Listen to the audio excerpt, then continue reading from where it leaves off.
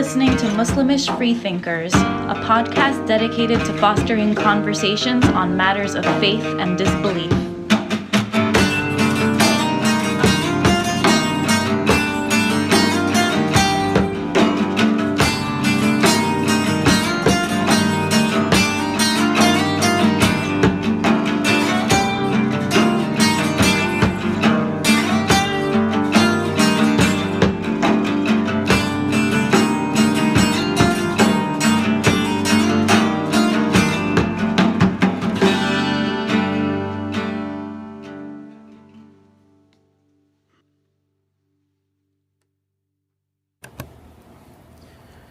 Welcome everyone to Muslimish Detroit Conference 2019. This is our third conference in the city of Detroit, metropolitan.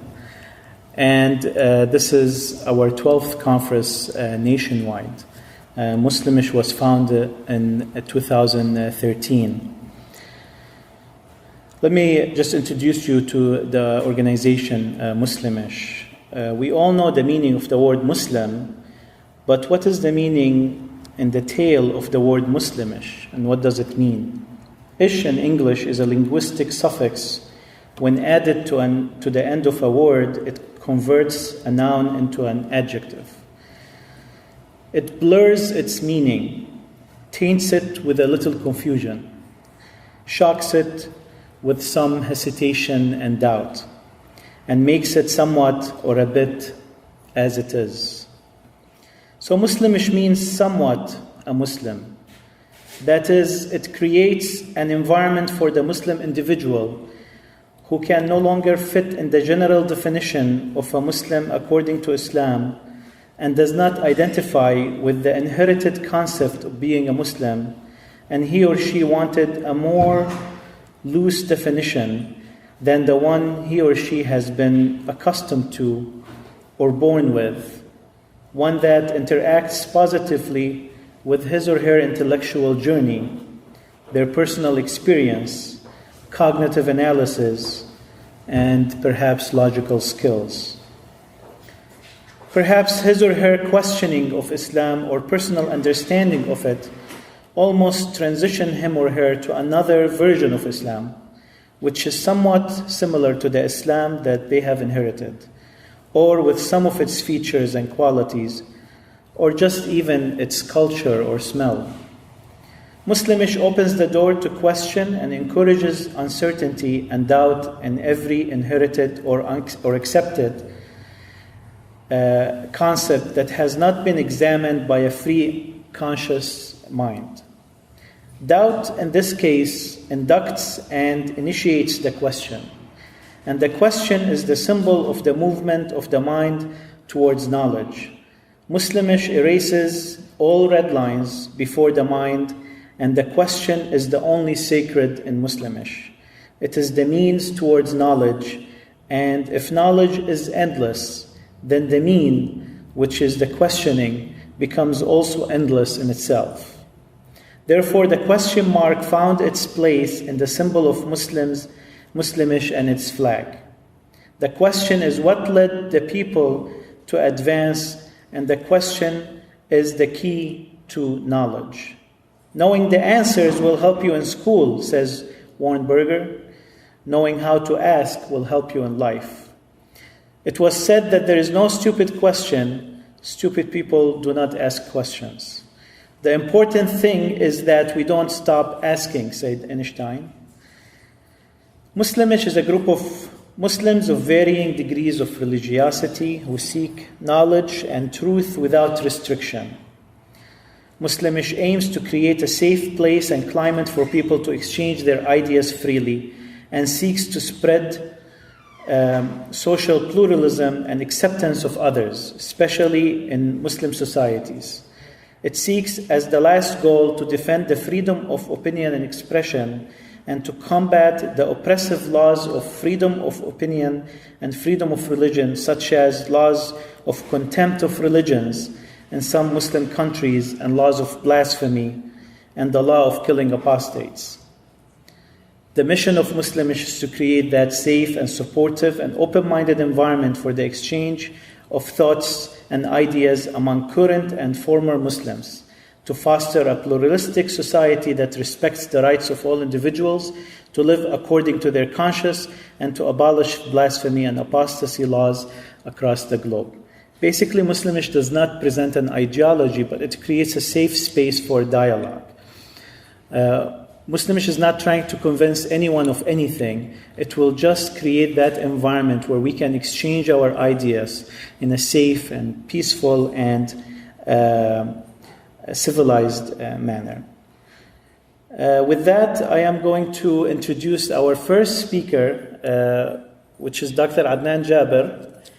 I've known Dr. Adnan Jaber for a very long time, and I had the pleasure of his friendship.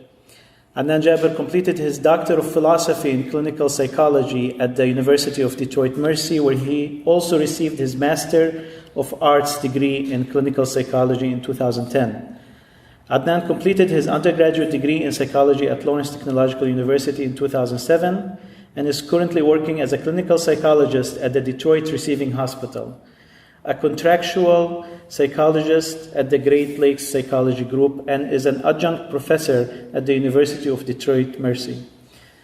He completed an APA-accredited internship at the Aurora Mental Health Center in Colorado. His current research interests include moral judgment and reasoning and applying EEG technology to various questions and theories in moral psychology. Adnan is also interested in consciousness and the mind-body problem. He is currently in the process of preparing research with previous professors to utilize EEG technology as a tool to highlight the relationship between brain and consciousness and to understand bipolar disorder as failure of interhemispheric inhibition. His talk today will be about scientific methodology, what it is and what it is not. Welcome, Dr. Adnan.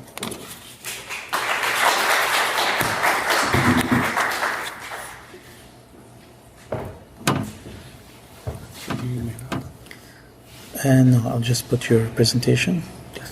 How long do you have? 20? 1 minute, but I don't know if it's going to be enough. All right. I'll try my best. We'll do our best.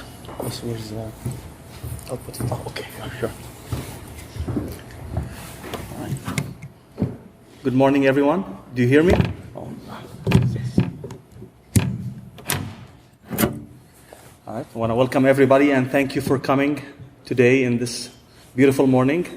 So I'm just gonna tell you what I'm gonna be talking about today as Wissam is setting up the presentation.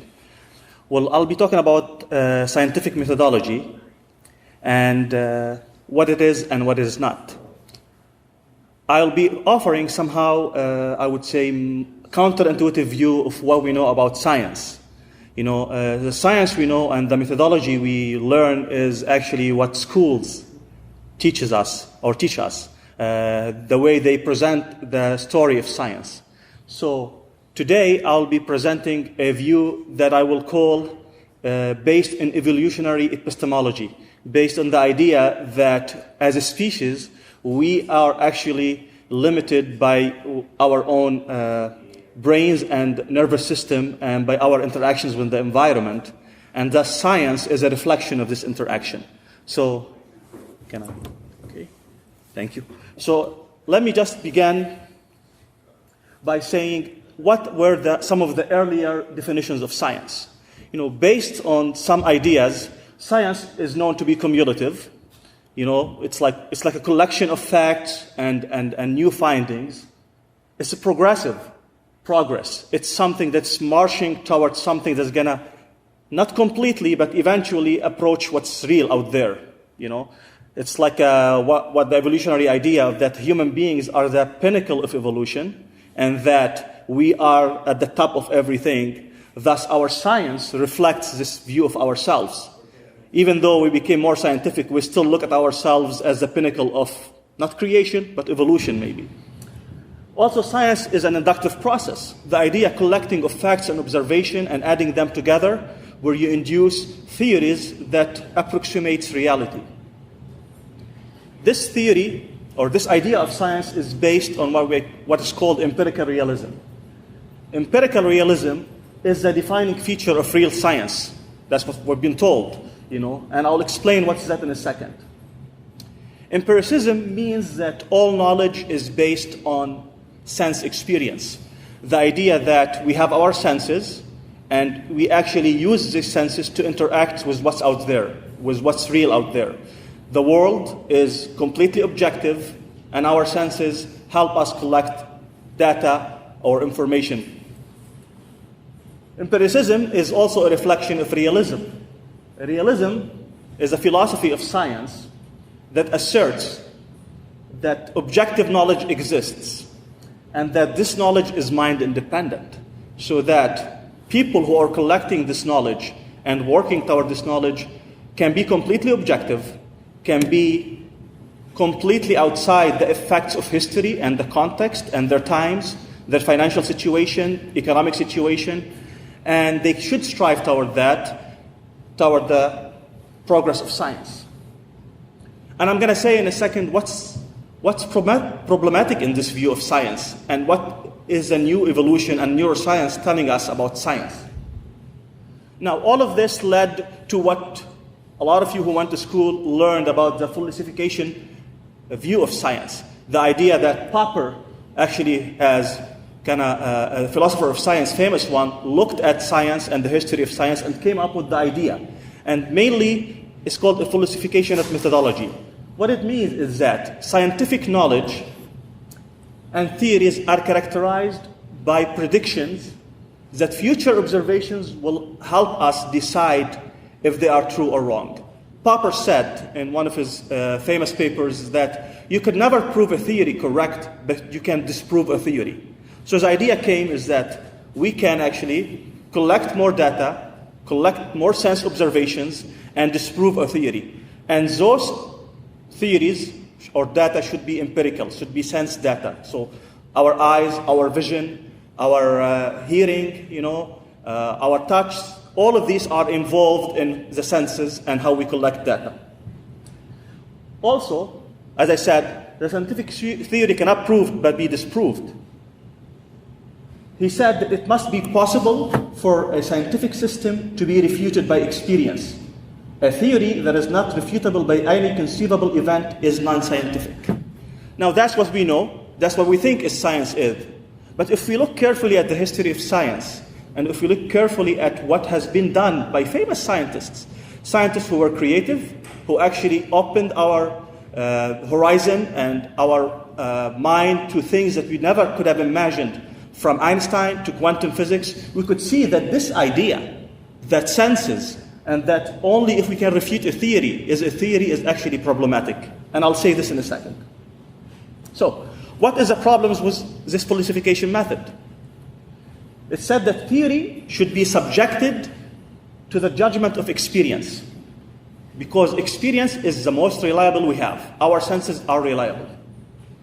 Well, we know our experience can be mistaken because senses are not fallible, actually are not infallible, actually can they deceive us.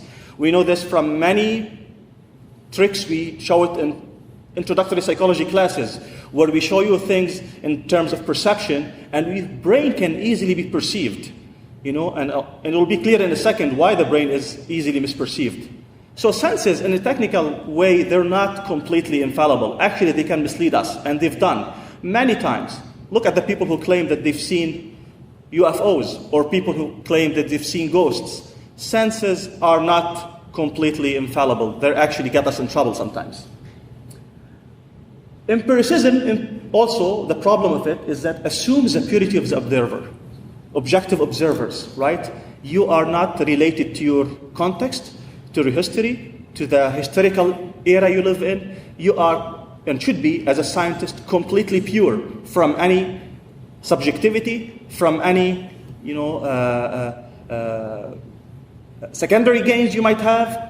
But we know now that's not true. Scientists have a lot of things that affect them. Personal gains, subjectivity, historical era, and more importantly, we know from quantum physics that our interaction with any phenomena changes the phenomena we're trying to study. We are not outside any phenomena in science or even in social science. And thus, came the idea that observational reports, when we report something and report these facts, constitute the empirical basis against which theories must be measured. Only observations and sense data can give us a solid account of what's happening. Now, I don't know if I can still hear me? So I'm going to give you an example from science and why this will illustrate that senses can be actually fallible. I'm not sure if you're familiar with the tower argument. Back in the day, Aristotle, thousands of years ago, decided against the theory that the Earth actually moves. We know that the Earth actually moves around its axis. He said, how could that be? He said, imagine that you have a tower and you drop a ball or something. He said that if the Earth is moving, the ball that falls to the tower should have moved some distance because the Earth is moving. Hence, the ball actually falls right away down the tower, the Earth doesn't move. So, here we have our sense data is showing us that the ball actually falls down. At the time, there was no gravitational theory. Galileo, who is considered, I think mistakenly, the father of empiricism, came and said, well, wait a minute. You're just saying that since the ball falls down, the Earth is not moving. You're just making a fallacy by assuming the Earth doesn't move. I think if you change the view, change the theory, you can actually change the observation. And that is actually, if you read his book, it was clear what Galileo said. He said that, well, I assume that there are two forces here at play. The force that is vertical, that we see. This force we don't share, or this movement, we don't share with the stone or with our rubber subject, so we see it. But there is also a curvilinear, a curved movement we don't see because we share it with the Earth and the tower. Imagine yourself on a plane. You and the one sitting next to you are moving at 1,000, maybe 500 miles per hour. You don't see your body next to you flying because both of you share the same movement of the plane. So he came and said, no. I think that the theory should be changed. And actually, it wasn't based on any sense data. Actually, sense data at that time showed us that the ball falls down. And Galileo said, no, I think we should change the theory.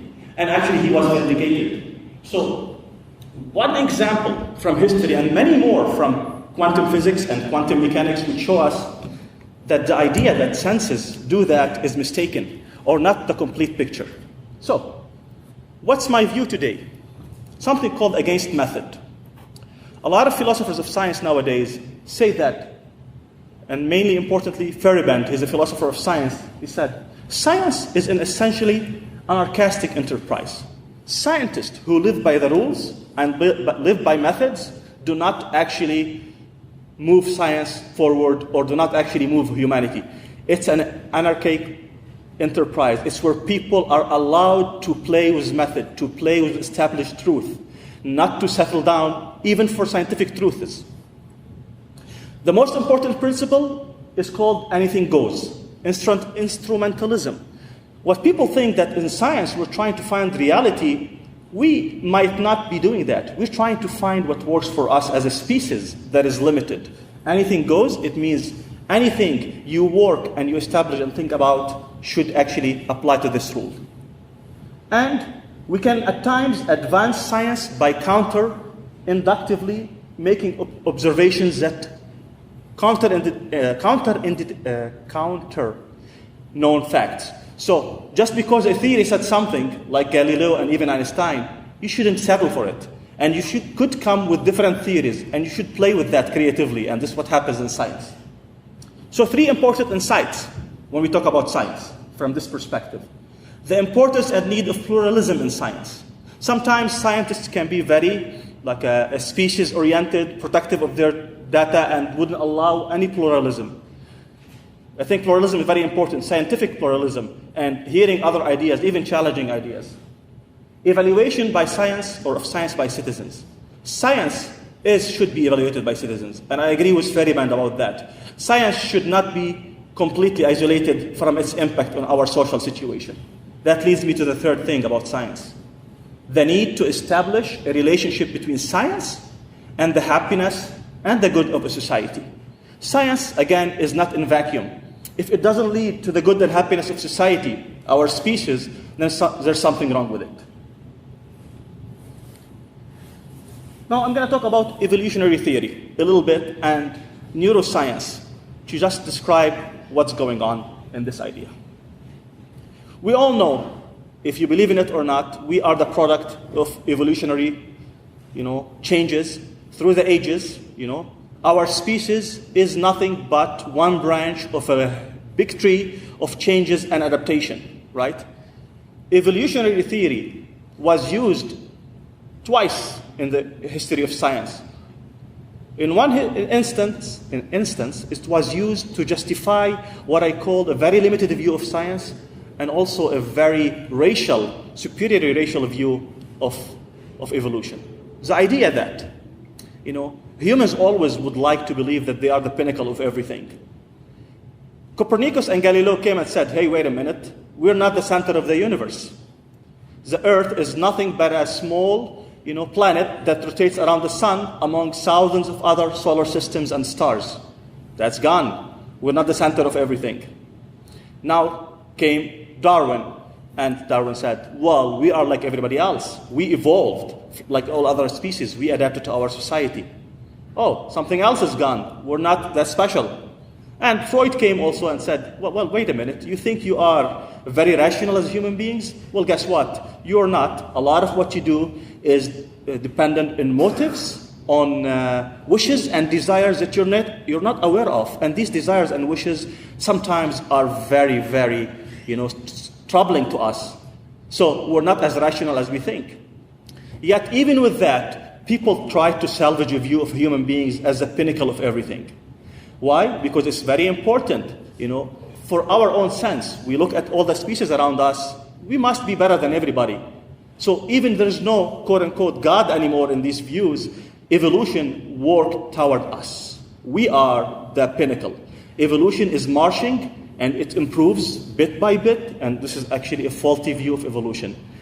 That we add, we change, and adapt, and every time evolution makes a better product, like an iPhone or a car. And lo and behold, we have the human beings right now who are the top of everything. They have the intelligence, that is the best evolution can offer, and reason and logic, and that's it. Kind of like we approach the ultimate things. And we are in the best position to find truth. All right. As I said, science is a product of intelligence. That's the new theory. And we know that. We know our science is based on our intelligence. But what's intelligence? People take it for granted and don't think about it. Intelligence is a product as well as an instrument of evolution. We interact with environments as any other species. And our interaction with our environment creates, about thousands of years of interactions create different modules in the brain to respond to our environment. So science is a tool for our species to allow first and foremost adaptation and understanding in the world. Science and intelligence are not in us created or evolved to discover what's out there. They evolved to help us adapt, like any other species. So, based on that, evolutionary relativism asserts, and this is based from Dr. Gonzalo Monovar's research and work, an organism's view of the world depends on its mind. That mind depends on biology. We're seeing how biology and evolutionary biology has come and to say, wait a minute, the idea that physics told us and even chemistry, that there is a truth out there waiting for us to discover, regardless of us, is actually mistaken. Our minds and brains are a product of evolution, a product of our biology, product of what we needed to evolve and to survive. Success explains truth, not the other way around. And I think that's very important.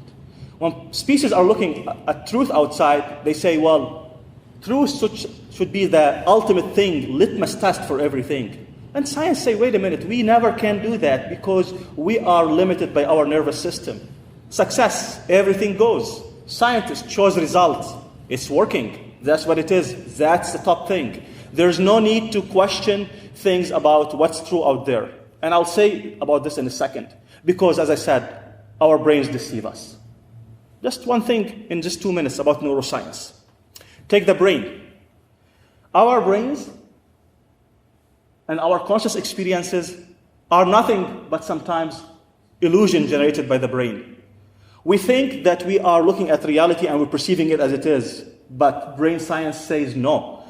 Our brains are made by interactions of our species of thousands of years ago and our own personal history.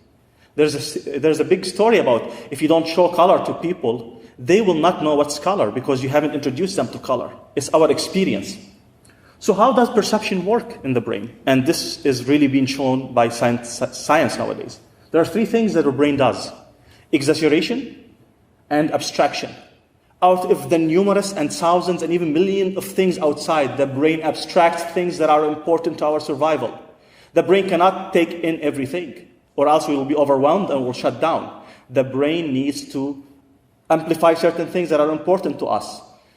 Artists use this a lot. They amplify, they know that the brain will look at context and background and foreground in different ways.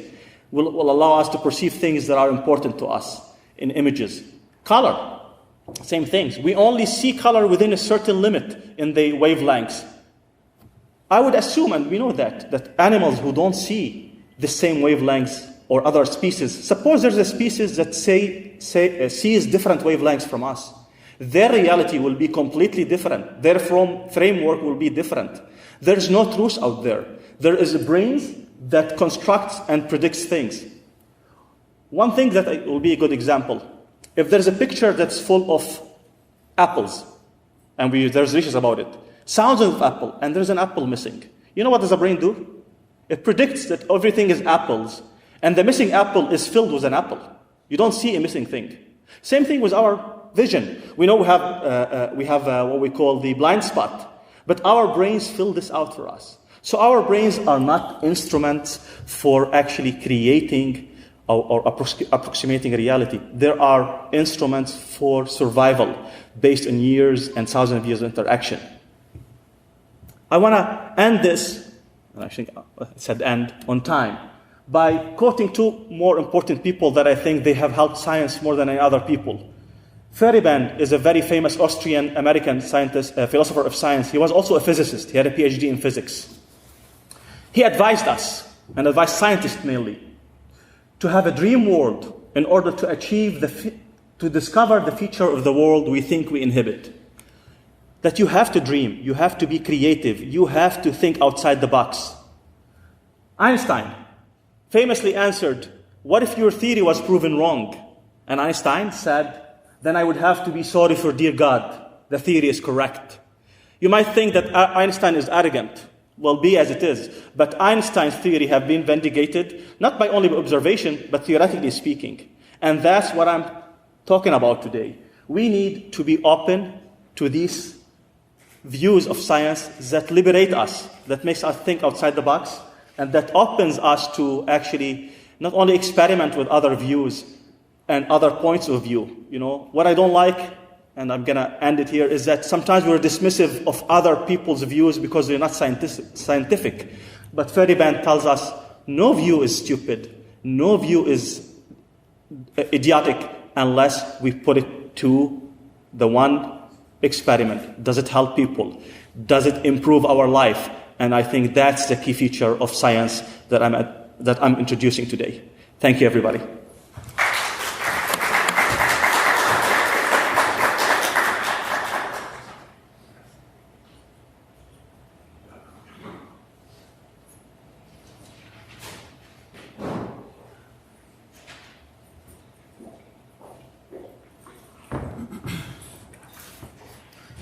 Thank you, Doctor.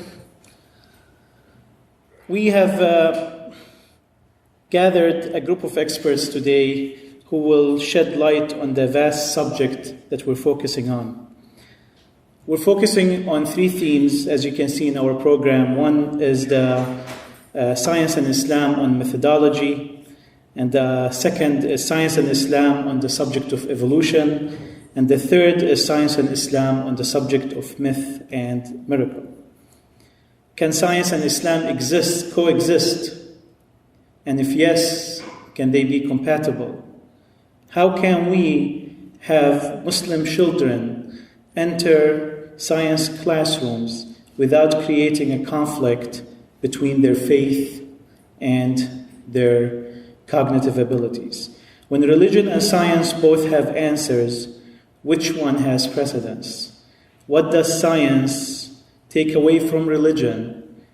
And what does science give to religion? And what does religion take away from science? And not what does religion give to science? These questions and more we hope that we will be addressing throughout our talks and panel discussions. I will have the pleasure now of introducing my friend Suhail Ahmed.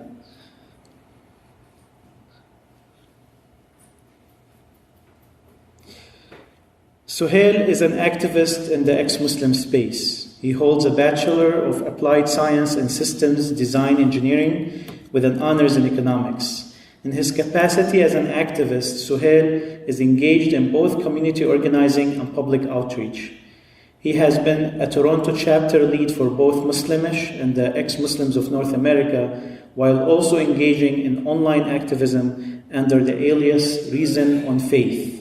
His public activism has a simple mission: to challenge the theological underpinnings of Islam, most often through the lens of modernist apologetics, such as those coming from movements like the Ahmadiyya, into which he was born. To that end, Suhail released his inaugural YouTube video in May of 2019, where he came out publicly and for the very first time. It's a 2.5-hour documentary-style presentation touching upon why he left theological problems with Islam and where we might go from here.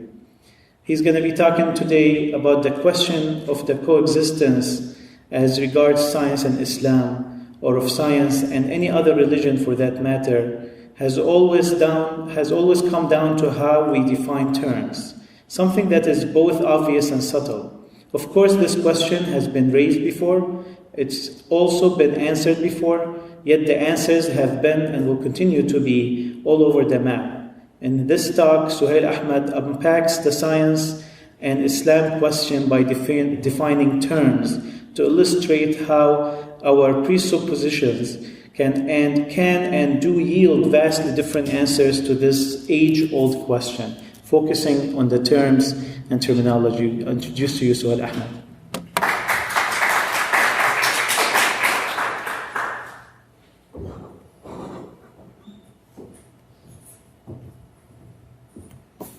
Thank you.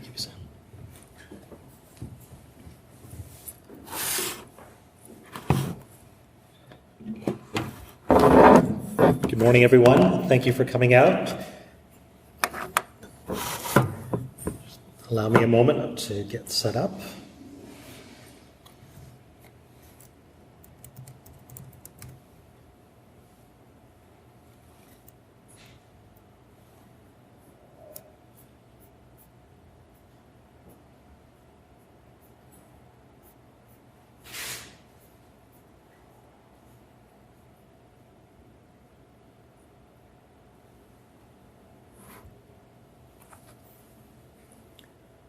So as Wissam provided in the introduction, I'm here to talk to you about the implicit assumptions that come with the question underlying the title of this conference: can Islam and science coexist? And when we ask this question, we're actually asking a special case of a more broader question about can religion and science coexist? So,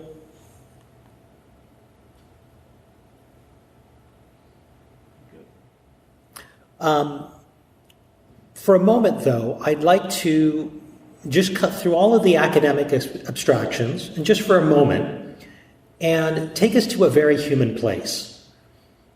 Those of us who are exploring Islam, whether coming from a Muslim background or from outside, are often seeking to assess the truth claims of the religion by exploring questions just like this one. For if a religious scripture claims to be coming from an all-knowing, all-powerful deity, and it doesn't concord with basic scientific truths, then the whole enterprise of investing our personal energies into such a religious belief system can seem futile. It can seem downright delusional. And I'd argue that while many religious practices can and do enrich our lives, we nonetheless do humanity a disservice by perpetuating what might fundamentally be untrue. To put it another way, we're ultimately asking, is Islam true, or have we been sold a false bill of goods? And the science and religion question is one of the ways that indirectly we are seeking to address that fundamental question.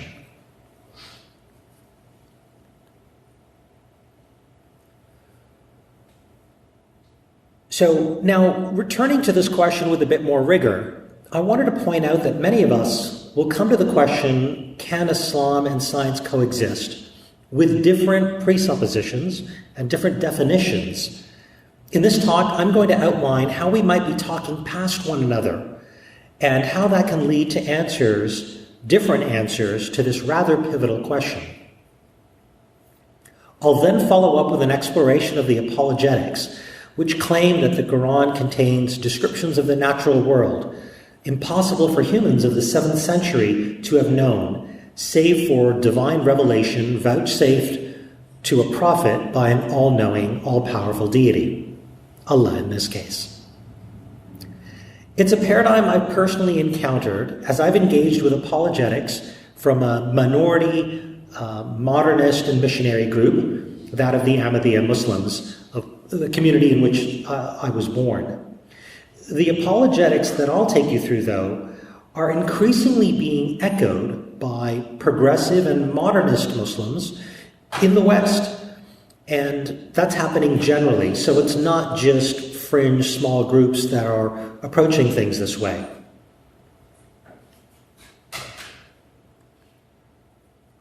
All right, so just for some background, and in the previous talk, you got some more rigorous definitions, so I'm just going to do a cursory pass through this. But the definitions you see on the screen here now for science, Islam, and coexistence are from the Oxford American English Dictionary. And they just touch the surface, but I'll read the one for science. Knowledge about the structure and behavior of the natural and physical world based on facts that you can prove, for example, by experiments. And for Islam, the Muslim religion, based on belief in one God and revealed through Muhammad as the Prophet of Allah. Coexist. To exist together in the same place or at the same time, especially in a peaceful way. I argue that two entities can coexist rather begrudgingly, but that true coexistence is harmonious, as hinted by the phrase in the definition, in a peaceful way. I suspect that most of us had come to this conference having read the title and did a subconscious substitution of no conflict or not conflict for the word coexist. And that raises a much more interesting question. This coexist versus conflict question. And that's something actually later today Ali Rizvi will be unpacking in his talk. So I'll leave that here.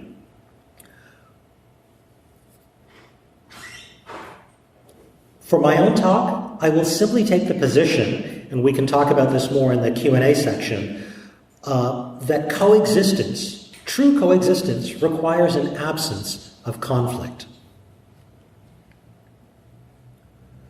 So let's now shift to the word Islam. What is Islam to you? Is Islam what the Quran says, Or is Islam what Muslims do? Or is it some third or fourth definition that maybe we'll unpack in a Q&A? If we're opting for the scriptural approach to provide a definition for Islam, would that include the vast body of hadiths, the sayings of the Prophet Muhammad? Or perhaps just a subset of those sayings found in Sahih or authenticated compilations? I'd argue that using what Muslims do as a proxy for what Islam is, and the engagement of Muslims in scientific careers as telegraphing coexistence, is both superficial and uninteresting. We have devoutly religious Muslims in both the East and the West deeply infused in scientific disciplines already. Dr. Abdus Salam, as featured in the recent Netflix documentary Salam, was both a religious Ahmadi Muslim and a Nobel Prize-winning particle physicist. So the coexistence is already here. I'd argue, however, that Islam is not what Muslims do, but that it's what the religion itself contains, the scripture. Muslims can be better or worse than the teachings found within their scriptures. They can be dutifully compliant to the doctrines of their faith or selective cultural embodiments of nothing more than a nominal label.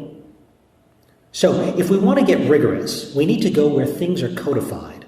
We need to go where statements and claims reside. We need to go no further than the Quran itself. There is, after all, no more sanctified a document in Islam than the Quran. As such, we can get closer to a meaningful answer to the question of this conference if we now rephrase our question. Can the Quran and science coexist?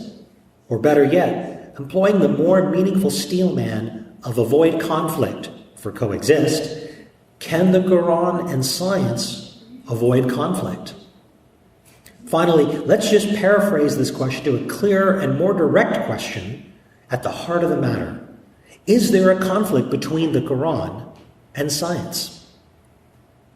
Most Muslim apologists will say, no, there's no conflict. While many of us who are non-believers, including former believers like myself, claim that indeed there is a conflict here. Yes, it's true that the Quran repeatedly asks readers to ponder the natural world. And if we go beyond the Quran, there are numerous statements attributed to Prophet Muhammad that encourage the seeking of knowledge. But seeking knowledge is not the same as making statements about the real world as deemed coming from the infallible creator of the universe. As for science, in a nutshell, it's about the real world. And to be sure, science does not make a claim for itself regarding absolute certainty. And again, this was covered well in the previous talk on methodology. However, we do have an extremely high degree of confidence in the physics of gravity and fluid mechanics, at least at the classical Newtonian scale.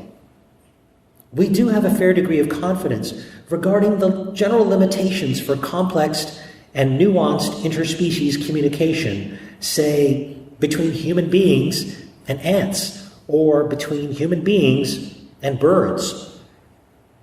The lack of absolute certainty espoused with humility by science in no way opens up the door for religious tradition or scripture to suggest that human beings like Jesus might have been physically hoisted off into the heavens, or that Solomon could understand the speech of ants and birds. Science tells us, and this is not even contested nor contestable, that such examples haven't been demonstrated, ever, as even being possible. As such, we are justified in taking such statements as fiction, as fairy tale, They simply have no connection to reality. Our natural skepticism is doubly justified by the absence of such fantastical phenomena in our modern world today. For example, for much of Islam's early history, and even today, Orthodox Muslims read descriptions of miracles in the Quran performed by Jesus and that of Solomon and take it at face value. The same people might then turn around and state that the Quran also contains scientific foreknowledge. Modern apologetics seek to rescue the Quran from the charge of containing fables by asserting that such passages are all metaphor, and they just happen to have been misunderstood by most Muslims for most of Islam's history. They were metaphor all along. So, I want to take you through an example. This is a verse from the Quran where it talks about Solomon understanding the speech of ants. And gathered for Solomon were his soldiers of the jinn and men and birds, and they were marching in rows, until when they came upon the valley of the ants, an ant said, O ants, enter your dwellings, that you not be crushed by Solomon and his soldiers, while they perceive not. So we've got interspecies communication. In the next verse, which I don't have here, Solomon is pleased at hearing this. The ant leader here obviously has a understanding that soldiers are coming. They belong to Solomon, and the soldiers might crush them, but not actually perceive it. Now think about this. For most of Islam's history, you'll find most Muslims, including scholars, doubling down on this at face value. But in the last 100 years or so, you hear more and more of an echo of people saying, well, maybe this was just, metaphor. And in fact, the community from which I was raised, which tried to espouse no discord between science and scripture, they would reject the supernatural. And so they would say this is all metaphor. In their translation, the Arabic word namal for ant, they would espouse or assert that this is actually just the name of people who are taking on a tribal name that has an animal name. So now this is a different paradigm altogether. And they said, this is actually the meaning. So namal wasn't an ant. It was, and in the Namlite are people who just take on an animal name, sort of like a sports team that might take on the name the Bobcats. Or you have tribes, like the Bani Asad, the lions. So they're taking this approach. But what's interesting is, even if you try to take that metaphorical approach here, you run into a problem. How is it that human beings, seeing an army coming, are afraid that that army is going to crush them, not even perceiving that they're crushing other human beings? Remember, they're not rolling in with Abrams tanks or dropping fighter jet bombs. These are humans marching, maybe on horseback. Are they going to crush other human beings without knowing? And so even some of these approaches with metaphor, they fall short, and they actually give credence that the original early Islamic scholars and Muslims who took this at face value were being truer to the text. And then that leaves us with having to look at this as a supernatural event, the kind of thing that we don't see today. Now, this next verse is one about Jesus and his miracles. And I won't read the whole thing, but the section I've put in bold, and I cure the blind and the leper, and I give life to the dead. Again, you'll have some modernist apologetics today saying, look, this is curing the spiritually blind, giving the spiritually dead spiritual life. But for most of Islam's history, you won't see that kind of exegesis or tafsir. You'll see it as more literal. And these kinds of challenges or disputes rage on today. Now, if you do take it literally, then some of you might be familiar with this graph that illustrates God's power. Now, it's meant to be a bit of a facetious meme, so I encourage you all, wherever you are in the belief spectrum, keep an open mind with me here. But what it's trying to demonstrate is that we have scripture and stories from religions, not just Islam, from a long time ago, who've talked about miracles that sound really fantastical, supernatural. And over time,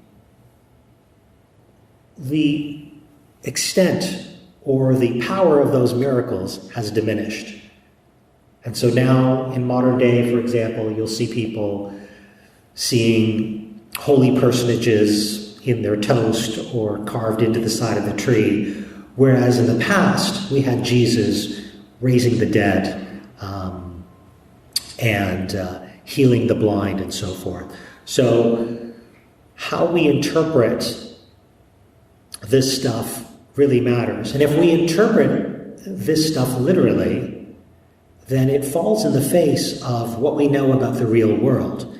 And these are the paradigms now that we have to wrestle with, coming from Muslim backgrounds, evaluating belief. Are these things true? Are they metaphor?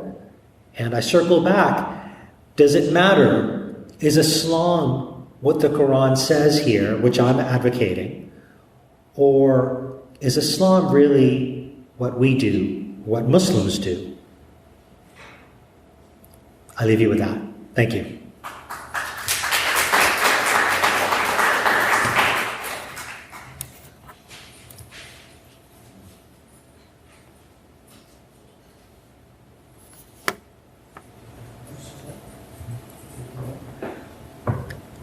I do. I didn't want to go past the... Because I put you 20, but you have 30. Do I? Yeah. Okay. You want to go on a little bit? Okay, sure, yeah. Sure, I thought it was... Okay. I had another section, but I saw the timer and I thought I only had 20, so I didn't cover that. But Wissam has graciously advised I do have a little bit more time, so I'm going to explore this a bit further.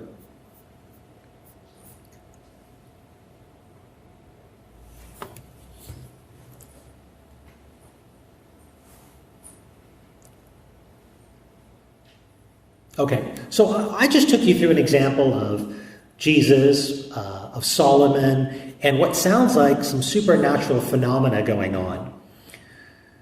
And you could salvage things from a Muslim perspective, from a belief perspective, by saying, well, hey, these could be metaphor. You could also take the approach, supernatural events are distinct from science, and therefore we're able to reconcile. Maybe God doesn't invoke the supernatural anymore.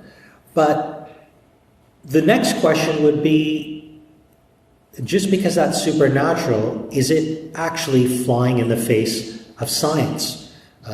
Where does Allah say anything in the Quran that contradicts science head on? I mean, there's no verse in the Quran that says oxygen isn't 2 parts hydrogen, 1 part oxygen. That water isn't 2 parts hydrogen, 1 part oxygen. But the thing is that we know from reading the Quran that it doesn't get that specific. It doesn't get that direct. So looking for statements to that effect are not really going to bear fruit. Now, you will find in the Quran descriptions of things like the moon and the sun swimming in their own orbit. Now, the sun's got a 230 million some odd year orbit around the Milky Way galaxy. That's not very relevant to human beings and our lifespan and our lives. But to a 7th century Arab who thought the sun was spinning around the earth because it seemed to be orbiting from that perspective quite frequently, it seems highly relevant. So this introduced, for some apologists, the idea that the Quran is not actually trying to give us science directly. It is speaking to the 7th century Arabs who are going to read it on the surface, but there's going to be a deeper, layered meaning that will still work for us. So this is one approach of trying to reconcile.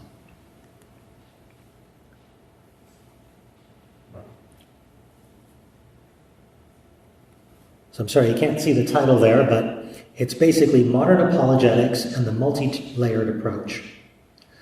There are modern apologists, like Hamza Sortzis, who left the scientific miracles claim paradigm behind, and he'll suggest that the Quran is multi-layered. The literal surface reading appealed to the albeit simplistic and scientifically illiterate people of the 7th century, while modern notions of reality held today could be gleaned from the same verses, though perhaps only as poetry, as rhetoric, and moral lessons, and not so much a superficial description of reality as was compelling to people from an earlier time. If we remove the claim that the Quran foretold of scientific knowledge that we would discover centuries later, then a lesser claim remains. Does the Quran, not attempting to actually predict anything, describe the natural world in a way that is accurate or inaccurate? Does the Quran hold up? Well, if you presuppose that what doesn't conform with science is just poetry and metaphor, then there's no conflict. We have coexistence. If, however, you realize that picking the winners and rejecting those verses that don't fit by placing them into the metaphor bucket is simply an exercise in confirmation bias, then the answer is no. They don't coexist, in that they do conflict. We can ignore these conflicts because science deals with the real world, and if we're going to engage in confirmation bias, then coexistence is possible. But should we be engaging in confirmation bias to achieve coexistence?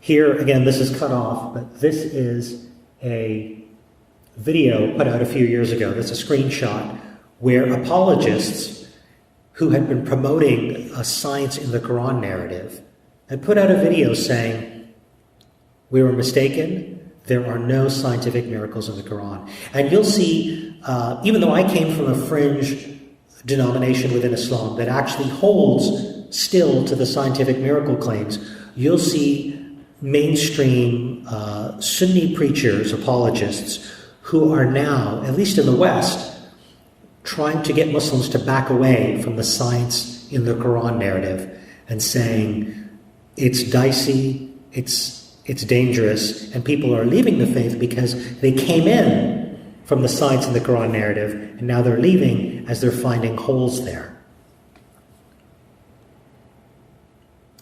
So this is too small to read, so I'm going to show you some zoomed in excerpts. And what I've got here, just to give you some context before I zoom in, is that it's a decision tree for the multi-layered science and metaphor paradigm. But what it shows you is that even if you take that approach, there's confirmation bias.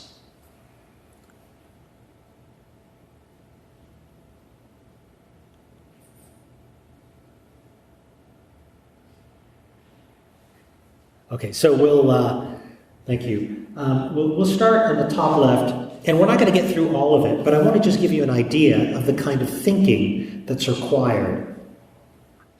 So if we start looking at any particular verse in the Quran,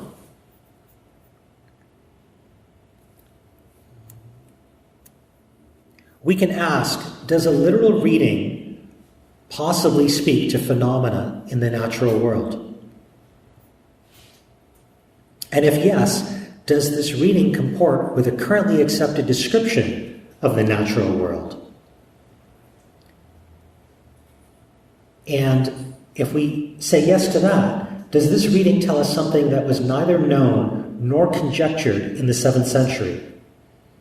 If the answer is no, well, then this isn't worthy of our attention. There's no prophetic insight here, and nothing ordinary humans of the time couldn't have written. But let's jump around and consider something a little bit more interesting. If we start with under start, we have, does a literal reading possibly speak to phenomena in the natural world? If it doesn't, what we sometimes see apologists do is ask, can a sifting through the various meanings associated with the roots of any of the words in the verse lend themselves to a post hoc reading of a currently accepted description or credible hypothesis of the natural world? And if it doesn't, we'll say, well, it's only poetry, it's only a metaphor. Any previous exegesis or tafsir that implied it described the real world was mistaken. Human interpretation is, after all, fallible. Now, I'm not going to have time to go through this whole series of exercises, but if we slide to where there's some blue text, we zoom in there. The one path through all of this that can give us confidence that there was something scientifically miraculous about the book would be if the reading told us something that was neither known nor conjectured in the 7th century, and it is not trivial, but something that's incredibly insightful. And we would also have Islamic sources commenting on this description in unambiguous terms. There's that falsifiability that we heard about this morning. We'd have Islamic sources commenting in unambiguous terms about this being prophetic knowledge humanity one day might confirm, and that this wasn't yet known or even accepted at the time. If we have such a scenario, then we should take notice. Then we've got a prophetic statement from Scripture worthy of our collective reflection. But as you can see, zooming out, there's a lot of spots where we are selecting the winners and rejecting the failures. If we can't read science in today, or looking back, we'll say that we were mistaken and it was metaphor. And so if we take the paradigm of selecting the winners, rejecting the losers, or confirmation bias, we don't have an objective assessment. We don't have a paradigm that's leading us to truth. And I'll leave it there, and I'm sure there'll be many questions later on today, which I'll be happy to answer. Thank you.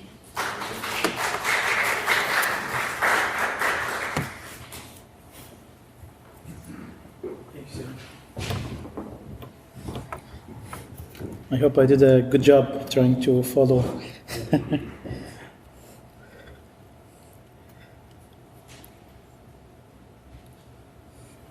It's not recognizing my face.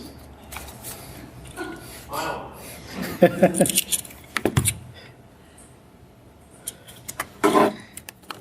All right, the last speaker of this section, last but not least, Dr. Imam Ahmad Saleh.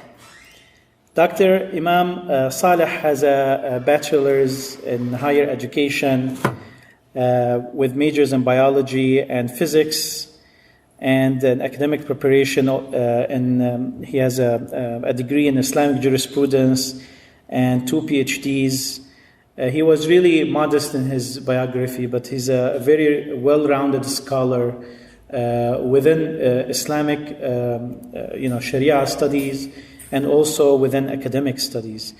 He is passionate about eco-spirituality,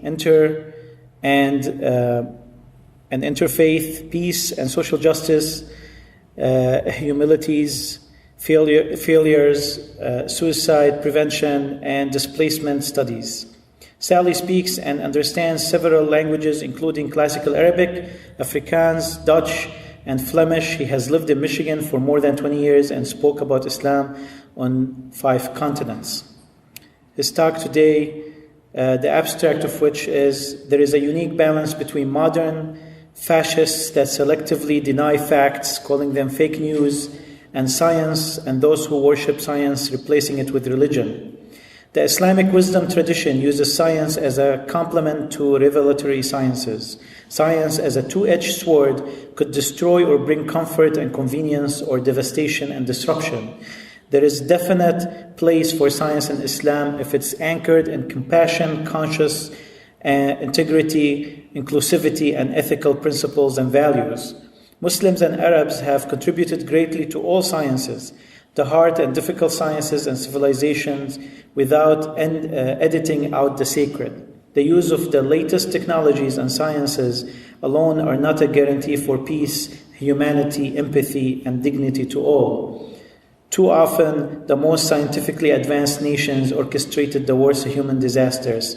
Some writers have therefore written about the myth of progress. Very interesting talk, and I've always had the pleasure of listening to Dr. Imam. I started listening to him in the year 2000, so I'm going to be celebrating my 20th year anniversary listening to you, Doctor.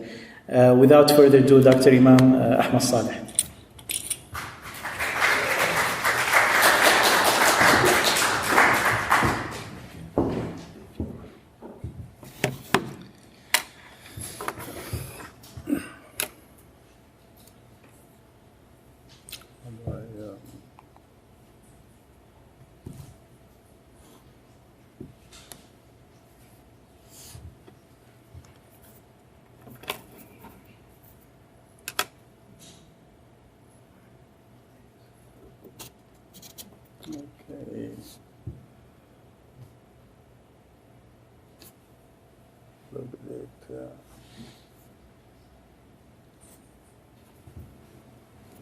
I'll just, Bismillah ar-Rahman ar-Rahim.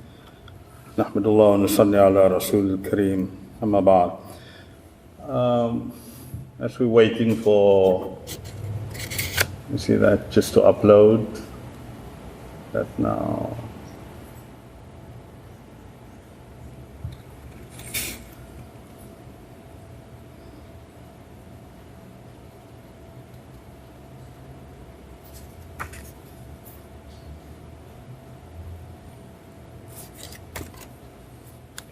Oh, there we are.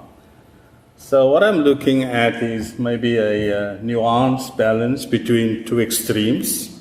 And I think Islam is always seen as the wasat, the midmost path, the path between those two extremes. Yeah. I'm looking at the scope of science, an Islamic perspective. And then we look at emotional intelligence. Now, the subject taught in modern secular universities, so when I think of the scope, I would include all those sciences that are being taught. We call mathematics and physics and chemistry, these would be the hard sciences, but often the humanities are the most difficult sciences. And we have the University of Michigan Dearborn now incorporating all the humanities into the hard sciences. But I'm very intrigued by research methodologies on the margin. SIML, or the Simelian Agonistic Sociological Approach, that salvages freshness, newness, uniqueness, and allows for some opaqueness, complexity, ambiguity, and contradictions. It's always anchored in the primacy of experience. Now, there's place for inspiration, for poetic imagination, and even intuition.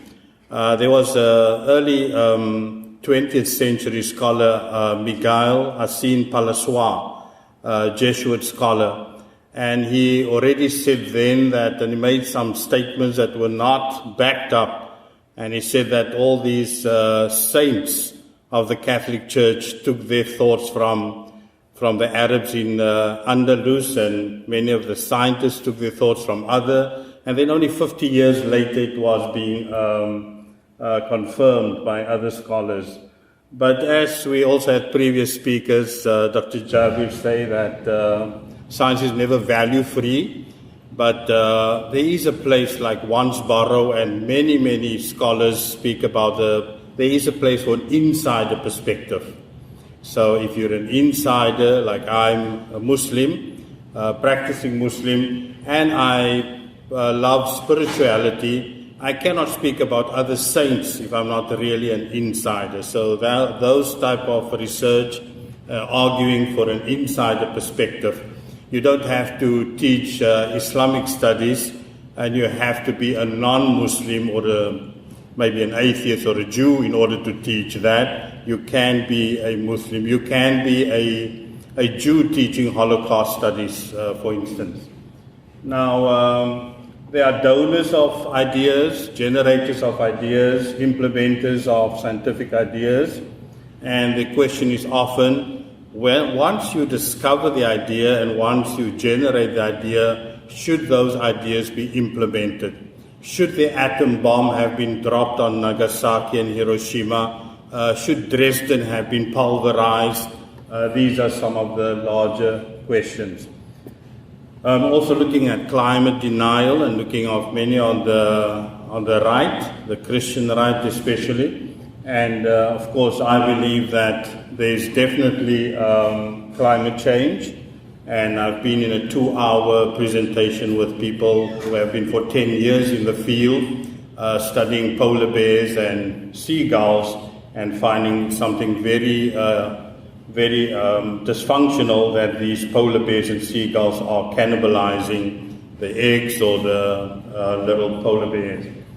Now, the Quran, Hadith, they have important principles. The Quran is not a book of science. When Kokabi wrote his tafsir, some of the scholars said, you make this as if this is a book of science. If science is fallible and it changes tomorrow, Newtonian framework jumps to Einsteinian framework, and tomorrow it will be another framework, then you have to sometimes deny what you've written before that. So you have to look at principles, you have to look at ethical frames rather than science itself. But interestingly, we didn't know what our former speaker was going to say, I actually do believe that the ants spoke and that the bees were, God gave revelation. There's a beautiful documentary on the shaman of the Amazons, and how the shaman of the Amazon knows the value of 10,000 plants, and how even Harvard professors with children who had mental health issues could not cure mental health issues, but the shaman in the Amazon, because of their intimate relationship with the plants, could actually cure that. So yes, I literally believe that the ant did speak to Sulaiman, and then the deer did speak to the Prophet, peace be with him, and then the Quran has, in fact, I take that as a plus for Islam in spiritual ecology, that most of the names of the Quran have the names of animals, the names of plants, whether it's a palm tree or any other flora or fauna. But so some scholars would say that, especially Kenneth Moore at the University of Toronto, and these are not ordinary scholars, these are all non-Muslim scholars, and the best in their fields, speaking on embryology, the Quran describing the fetus as something leech-like when the telescope only came in the 16th century. Morris Bukail, of course, is there, but one of my favorites is Sayyid Hussein Nasr. Sayyid Nasr wrote a book on science when he was in his 20s, but Sayyid Hussein Nasr was not only a scientist, he was also a philosopher. I think it's important for us to combine philosophy and science in order to understand much. But there's ample evidence now that the Arabs have been in the forefront of contributing to science, whether it's algebra, trigonometry, medicine. In fact, one of the first medical universities placed in Bologna was the inspiration of the Arabs. Some say even common law came from North Africa to Norman Sicily and then to Norman England, and then it came to the US. And Shaltabi was one of the fathers of international law, That was Grotius really plagiarized many of his ideas. So we find massive plagiarism from the West of the ideas of Arabs without acknowledging that. But I think most of these scholars were polyglots, whether it's a Razi only at age 45 becoming a doctor, Avicenna, and they had great patrons. People would give maybe purses and purses of gold for these people to develop their ideas.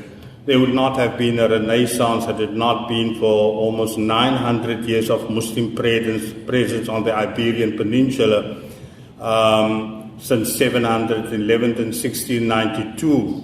And the Arabs there gave free tuition and free board to the nobles of England. When Oxford had only 40 books, one of the Arab sultans, Cordoban Caliph, had 40,000 books. But you often had these scholars who had to use their swords to protect, the leaders had to use their swords to protect scholars. And I think we still need that freedom of thinking could only come about because you had great rulers protecting people like Rumi and Kunawi. Many a times the rulers themselves were very accomplished, like Fatih of the Ottomans, who knew 8 languages and was very multi-talented. Dara Shikoh of India. Akbar, of course, who had policies that included agnostics and atheists in 1580. And then many others. When Al-Farabi was attacked by robbers, we had the patron prince punishing the robbers. But then we also have gifted scholars in Africa. Usman Don Fodio in 1803 founded the Sokoto Caliphate, and he invited Suyuti to come and teach there. We also had Mansa Musa. Mansa is a title for a king in Africa. Now Mansa Musa ruled from 1312 to 1337, and he took bricks of gold to Egypt so that even the market crashed. But the reason he was so generous, he wanted to bring back scholars and books and artisans. So that was his way of really, he felt that through knowledge, Islam has this Iqra imperative. Through knowledge, he wanted to promote peace and coexistence. Mansa Abu Bakr, the grand uncle of Mansa Musa, in 1305 took out 2,000 ships. So they were great at shipbuilding that crossed the Atlantic and came over to the US or to the Americas. And we know there's a lot of black Native Americans, and it's possible that the group that went over with Mansa Abu Bakr were part of that. But because Islam did not emphasize any type of superstition, we did not have what the Portuguese had, believing that there were sea monsters in the ocean, and so none of that really existed. Now, there's always been place for women in Islam, and we know the Prophet said that from Aisha, is it 1/2 of your religion or 2/3 of your religion? Take half of your faith from Aisha. Hafsa archive, she protected the copy of the Mus'haf. But the daughters of Ibn Zuhr, Avenzoar, they were surgeons. They were not only surgeons, but they were also writers of books on surgical topics.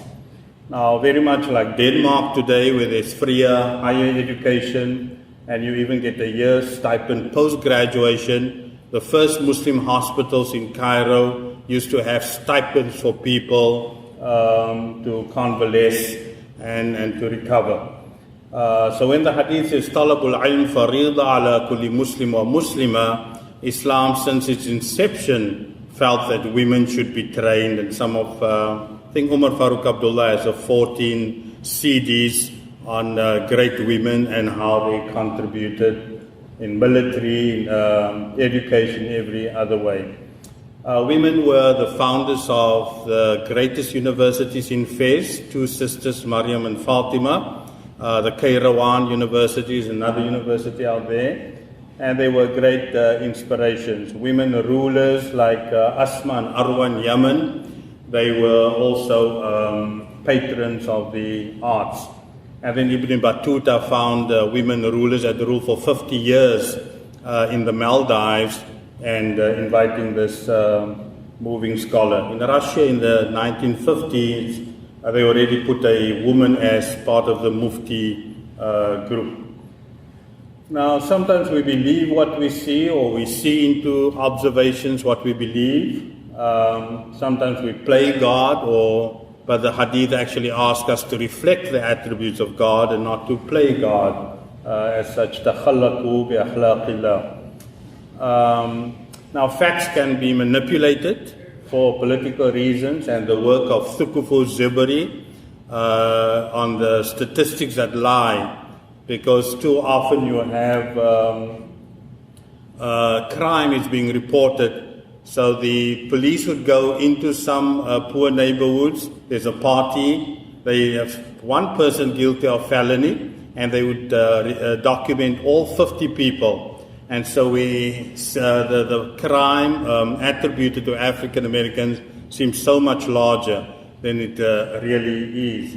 So that's important work on how statistics can lie. And China, they used to say there's only 2% Muslims, but the 1.5 billion Chinese is about 7%, according to a bishop of the Mormon Church, who's also a professor at Oakland, and he said that in 2010. Sometimes also scientists get their grants from the military. So getting your grant from the military, they're not going to bite the hand that feeds you. And so it's very skewed, as our speaker said also before. Science is never value-free. You look at U.S.-Indian relationships today with Kashmir and Assam, and you find that because they have so many economic gains from India, that they are not really forthcoming in speaking out against what's happening in Kashmir and what's happening in Assam. But if we create psychological methods and other methods to torture, to send drone attacks on innocent people, spying, WikiLeaks, carpet bombs, different forms of deception and academic lynching, sometimes even lying about disease so that we can take control of the resources of those countries. And we ask ourselves, to what use are we putting anthropologists? To what use are we putting some of those scientists? So there must always be conscience, compassion, and integrity, because science without conscience is what we call con science. The Fog of War by McNamara, he says there was absolutely no need for dropping those bombs on Nagasaki and Hiroshima, and it was also fabricated. In fact, the conditions were made such that they wanted to drop those bombs and experiment with those bombs. I think that was in the intro. When we come to rationality, we should think of different nuances to the word rationality. So do we embrace maybe revelation and reason? Do we embrace just any type of reason? The Israelis claim to be very rational. Many of those who are fascists claim to be very rational. Hitler wrote the book, and Germany at that time was extremely technologically advanced. In fact, many of the scientists with Einstein or even NASA space people came from that German period. But if it's a rationality that's subjective, fragmented, utilitarian, instrumental, calculative, solipsistic, and reductionist, that's not the type of rationality we embrace, but rather rationality that's integrated, substantive, prescriptive, self-grounding, communicative, intercultural, and intersubjective.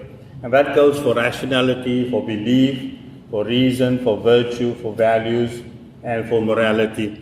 The Quran doesn't guarantee that you're going to discover the truth. There are many Muslim tyrants, there are many Muslim dictators, there are many Muslim false prophets, but it may be one great path towards the truth. And so we look at Islamophobia today, Islamophobia could be sophisticated, excused, suicidal, atrocious, or orchestrated, structural, unconscious, institutionalized, murderous, subtle, bigoted, or even lazy Islamophobia. Lazy Islamophobia refuses to interrogate the sources of misinformation and distortion. Why don't Muslims apologize? Or if they do apologize, there's always other ways to say they are too apologetic. Now, when there's ample evidence that counted Muslims sadly felt obliged to participate in this ritual of lazy Islamophobia, when a community is pilloried and battered, and then to apologize ad nauseum to Western powers who are doing the global lynching, gerrymandering, redlining, global pillaging, whatever, of land, labor, liberty, and life. And often the arsonists are also pretending to be the firefighters, or the poachers are becoming the gamekeepers. So we look at climate denial today, fake news, holograms, photoshopping, satire. Sometimes you even get these notice that McDonald's coffee is haram, and no one really checks it up. There's no one back it up with science. So that is, of course, fabricated, that McDonald's is using some pork grease and all this nonsense. But Harun Siddiqui compared Islamic attitude towards modern science and looks at the Christian right and sees that Muslims have been very kind in the embrace of different types of sciences. There's an interesting case of Rashid Ghannouchi in Tunisia. In 2011, when the Arab Spring started, Rashid Ghannouchi had almost more than 37% of the votes, and the next four parties had less than the number of votes he got. He then consciously stepped down. But as he stepped down and became a celebrity in the West, only then did the BBC, The Independent, and The Economist apologize for fabricating news of cruelty on the part of Ghannouchi. So it was all fabricated. And so we ask ourselves, once a person gets then elected into a certain position, if that person not liked by the Western media and he doesn't step down, that apology would not be forthcoming. Also, the interesting thing about Noam Chomsky is saying that the US elections have been hacked by Israel and not by Russia. That's quite interesting. Now, there are two arguments for evolution, embracing evolution. Muhammad Hamidullah has studied, written on Islam for 50 years, a scholar from India who settled in France, and he made a strong argument for evolution. In fact, many of the other scholars we come across were actually that there's no place for evolution, but Hamidullah's argument seems quite persuasive. But I think that's not the issue, and I think our first speaker also speaks about the racism, that cultural racism that gets reflected in our understanding of evolution. Do the blacks look more like monkeys that we come from, or what are these type of very racist type of thinking within evolution? Hitler, of course, through his eugenic program that he got from the US, thought that you have the superior race, and that's why the Nazis start to exterminate anyone who's disabled and who didn't look perfect. But evolution in theory does not answer the larger questions of who am I, why am I here, is there a God, where do I stand in relation to the rest of creation, am I just a steward, what's the purpose of life? So the questions of ultimate purpose, ultimate meaning, values, and often we find in suicidal studies that is actually meaning and values that heal. And if people have psychological inflexibility because they lack values and meaning. But we need to heal, and we need things to center us.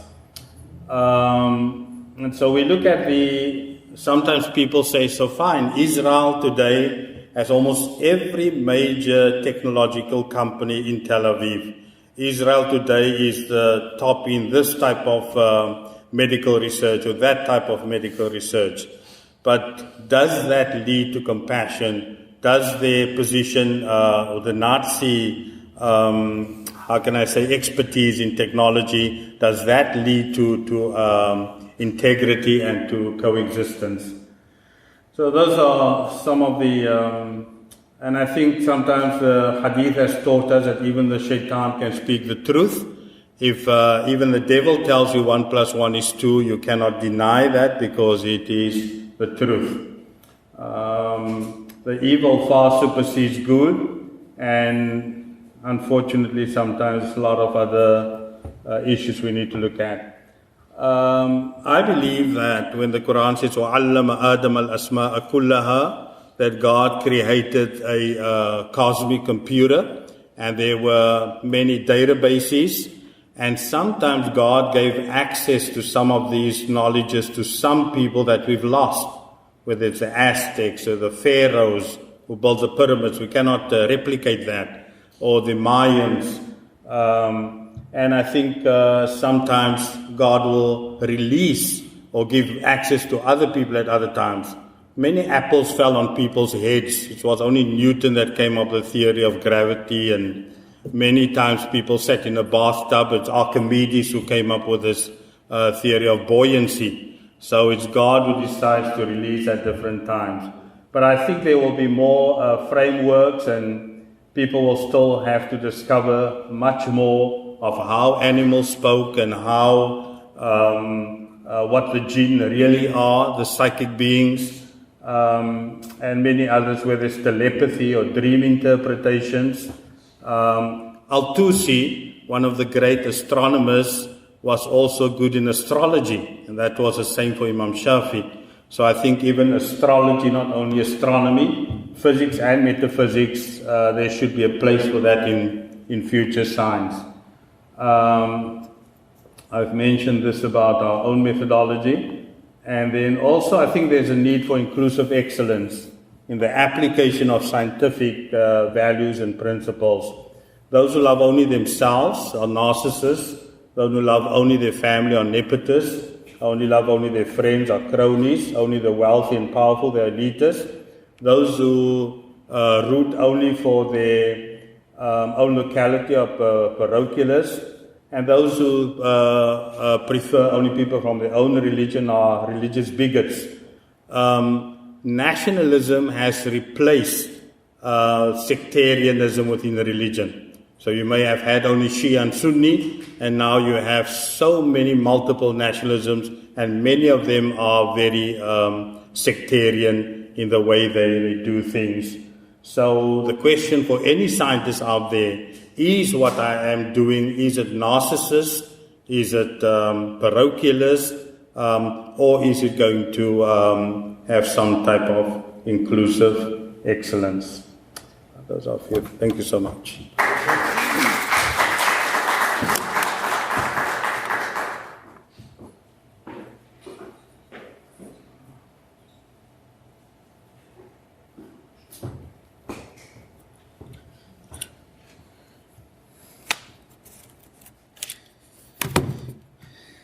Thank you, Imam. And now we are into the end of our first section with our panel discussion. So I would like to respectfully ask our respected speakers to join me on the panel. And introducing two more of our speakers to the panel who will address the audience for a few minutes before we start the discussion that's going to be moderated by the Detroit organizer, Mr. Alauddin Barakat. And so Dr. Imam, if you please would join us, and Dr. Adnan Jaber, Mr. Suhail Ahmed. And we have with us in the audience Mr. Ahmed Kharoubi, who is an engineer and a person who's very well acquainted with modern technology. He didn't send me his bio, so I apologize, but please join us on the panel. And also Dr.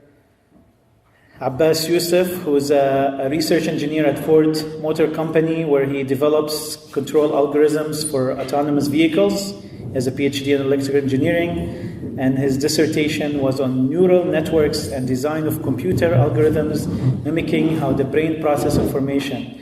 He is a researcher and an inventor. He also taught as an adjunct faculty at Wayne State University for over 20 years. He promotes reason and logic as a freethinker. He supports freedom of speech, secular society, and would like to be known as a soldier for social justice. With no further ado, Mr. Ala will take over the discussion. There will be a section where we will have the audience engage with the panel, and this is our favorite part. You can have, we'll have the mic around, and this will go to about 12:15, 12:30. So we have at least 30 to 45 minutes for lunch. Hello, everyone. Thank you. Let's go. Can we fix it? Oh, that's good. Yeah, you can take it out. Oops. That's right. That was gracious. All right. So we're going to start the panel discussion. We want the discussion to really come down to whether or not science and Islam can coexist. So I'd like to actually throw that question out. I know some of you seem to, our panelists seem to think that Islam and science cannot coexist, while others it seems like they do think that it does. They can, coexist. So I want to throw the question out there to our panelists. We can probably start from our first panelist all the way down. So the question is up to you. Can Islam and science coexist?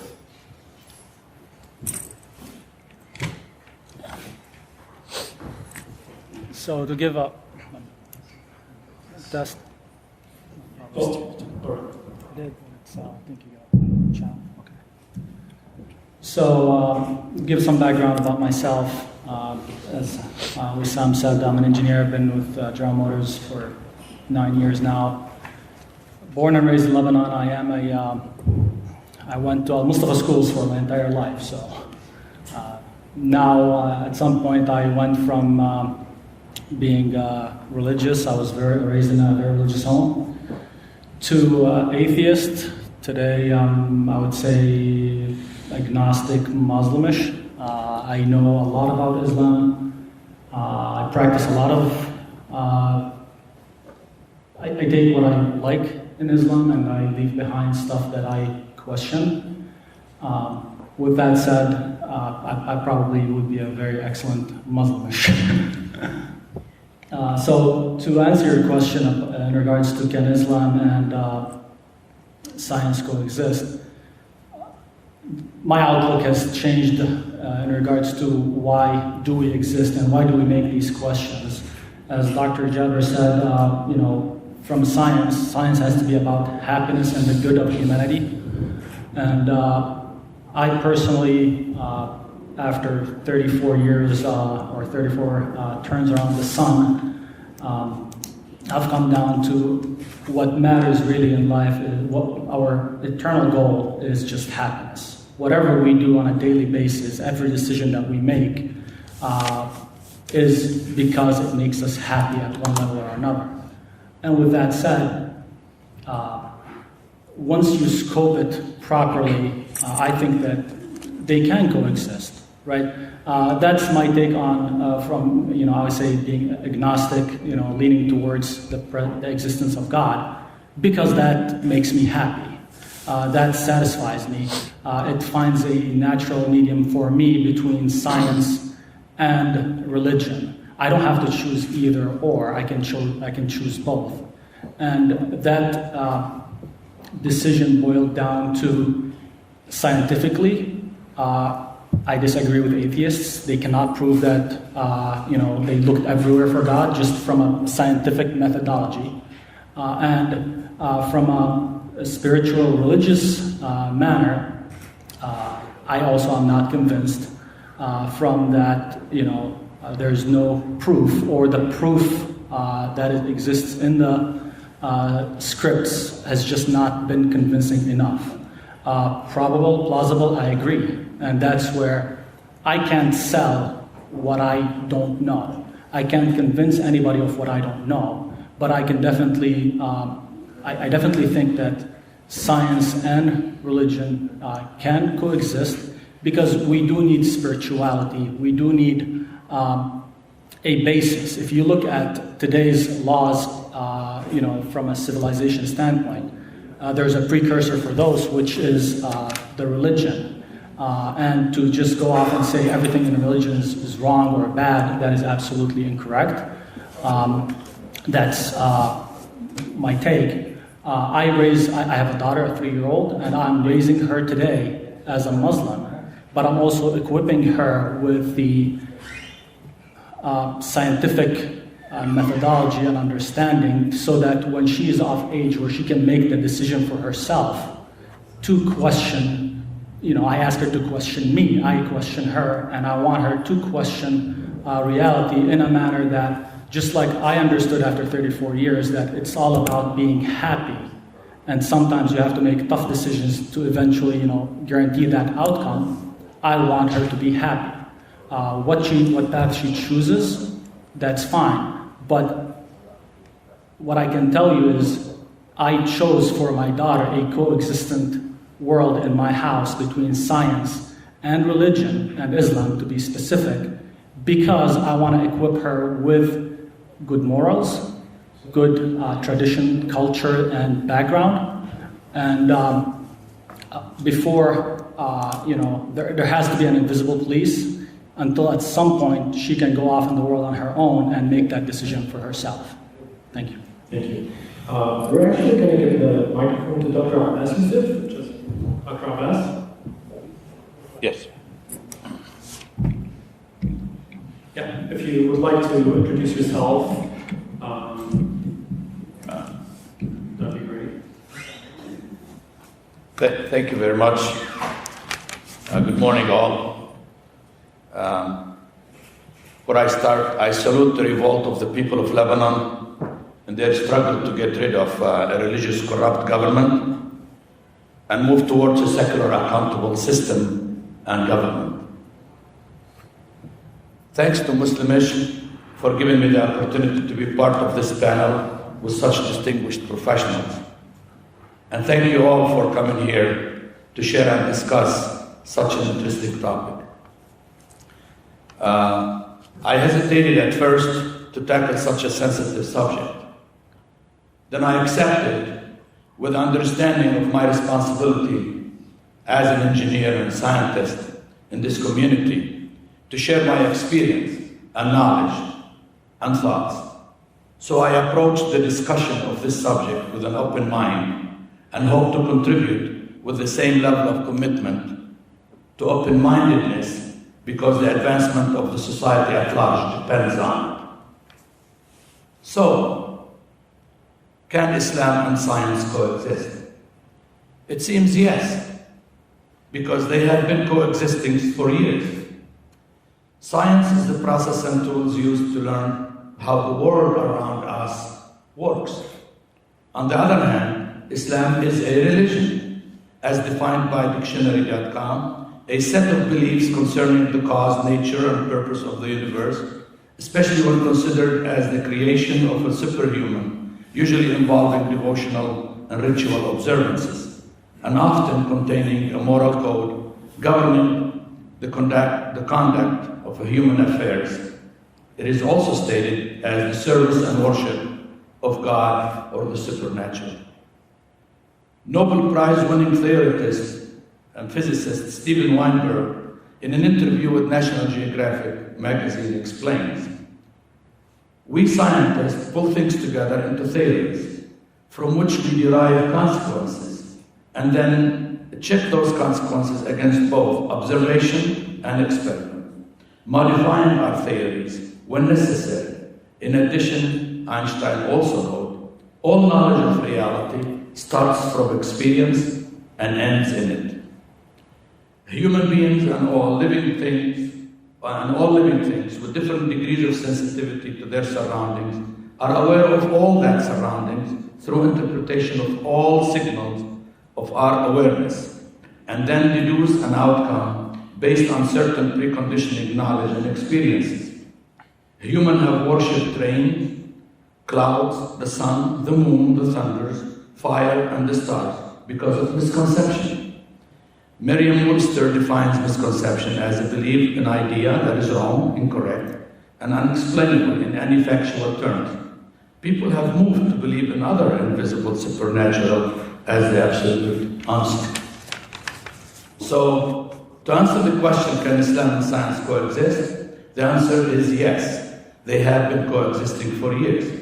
As the physicist Weinberg said also, throughout history, scientists from Islamic countries, faithful or not, have contributed to the advancement of science because they were doing science for the sake of science and nothing else. That is where I would ask, is Islam using science to prove all of its claims? If yes, then not only Islam, but all religions will be disappointed because most main claims can never be scientifically proven, regardless of the efforts. With all due respect to all that's happened said. People believe religious claims by faith and don't need proof. And that's it. Does Islam or other religions, for that matter, offer answers about the absolute truth regarding all natural phenomena in our world? Well, the truth is the degree to which a statement corresponds with reality. Reality is limited to that which is directly perceivable through our natural senses, or indirectly ascertained through the proper use of reason. Dan Barker defines reason as a tool of critical thought that limits the truth of a statement according to the strict tests of the scientific method. For a statement to be considered true, it must be testable, falsifiable, and logical. For example, water molecule is made of one oxygen and two hydrogen molecules. I can test it, prove it, and then take it as principle to compare it when need arises. The role of science is to understand the world we live in. It is a journey to discover all the principles that governs our world through experimentation and observation. Scientists want to know the cause and effect of certain action, growth, existence, etc. The two are different. Science is the knowledge to confirm and observe through experimentation, and religion is by faith, without experimentation or observation. Religion is more about observance and less about observation. Thus, answering the question if they can coexist, the answer is yes, as long as the scientists do science for the sake of science and religious authorities do not interfere. And if one day science found the secret of life and create life, then either that discovery becomes the proof to the religious claims or disprove it. At the end, science is governed by rules and ethics to discover reality and truth, but religion is governed by rules and principles that are taken by faith. Thank you very much. Thank you, Doctor. So it seems like that religion or Islam, in a specific case, and science can coexist from a subjective point of view. It's more of a choice of a person to probably take certain aspects of science and certain aspects of Islam and make them coexist. But from an objective point of view, it doesn't sound like they can coexist. I would like to ask Dr. Suhaila, one thing that's striking is that you've talked about the metaphors, probably the symbolism of in Islam, and how even if people try to say that this is just a metaphor, it kind of like still contradicts itself. However, Dr. Ahmed, he disagrees with you. I would like to give you the chance to actually respond to that, if possible. So I look at it as, as I said in my talk, at a superficial level, coexistence, cherry picking the things that fit, ignoring or suppressing the things that don't fit. Sure, we can have coexistence. That's pretty superficial. I don't think it's that interesting. But I think, and I'm guessing most of us would agree here, the more interesting question is there a conflict underneath? And for that, I would say there is, because if we are saying there's no conflict because we just define our way out of a conflict and subjectively go to a warm and fuzzy place where there's no conflict, that's not an objective assessment actually answering the question. That's just about how do we create a world perhaps where we're seeking happiness, which is a noble goal. But I think believing in something because it comforts us versus believing in something because it's true, however we pursue that or define that, that truth is more important than comfort. My philosophy is, let's figure out what's true, and then let's build comfort on top of that, instead of chasing comfort and running away from truth in order to embrace what's just familiar, what we've been indoctrinated into, or what our current paradigms may be from the cultures from which we've hailed. So I don't know if that sort of directly addressed the point you asked. Yeah, that's great. My question is in the case that they do not exist and people accept that notion, how can science perhaps fill the void of like Islam or religion if people want to follow science and disregard religion? How can it fill that void? Because there are some research done that shows that people who are actively religious are happier than people who are not. Right. So I would actually say oftentimes the more interesting question is in reverse, where science is not really making claims to provide answers to our, the spiritual yearnings, the social needs. They're really about, if here's the objective, how do we go test it or prove it or demonstrate it and so forth. So I think a more interesting spin on that is for people who are grounded in science, what are things that we can learn from other spiritual traditions, perhaps not in taking them on wholesale with all of their claims, but are there facets that we can learn that complement our lives to round them out? I think if you're coming from a religious perspective, you're not really going to get, if you're looking outside of your religion to science to give you something, and you've acknowledged that your religion said something in contradiction, you've already created a conflict within yourself. Although if you're a religious person and you take the position that your religion, say Islam in this case, isn't really speaking to things that are scientific, and therefore you should complement your life with scientific advancements and scientific thinking, critical thinking, yeah, then that's great. It seems there's I've heard it many times from my own experience.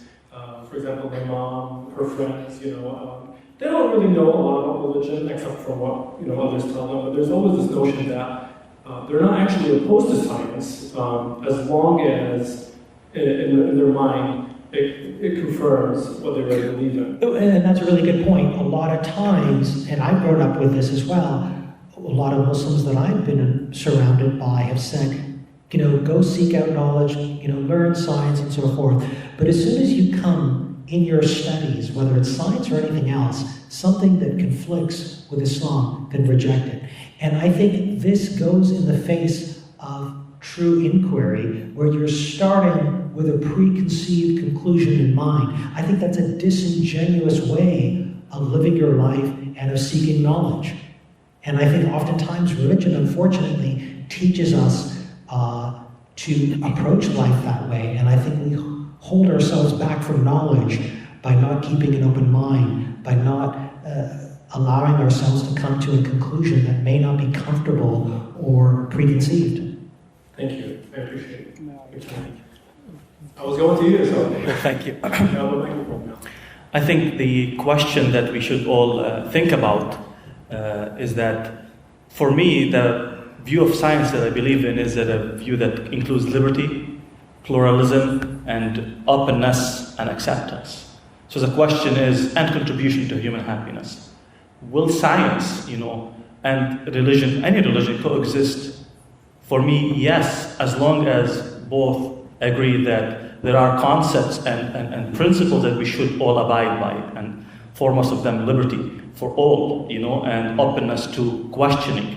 So for me, when religious authority come and say, well, we have the privilege to know certain truths that are handed to us by God and by book, then I feel like you cannot participate in any meaningful debate because you're already excluding us and others because you've kind of claimed certain knowledge that nobody else can question. So the question of whether they can coexist it has to be specified where and when. Science religion is not a scientific endeavor. It doesn't work like science.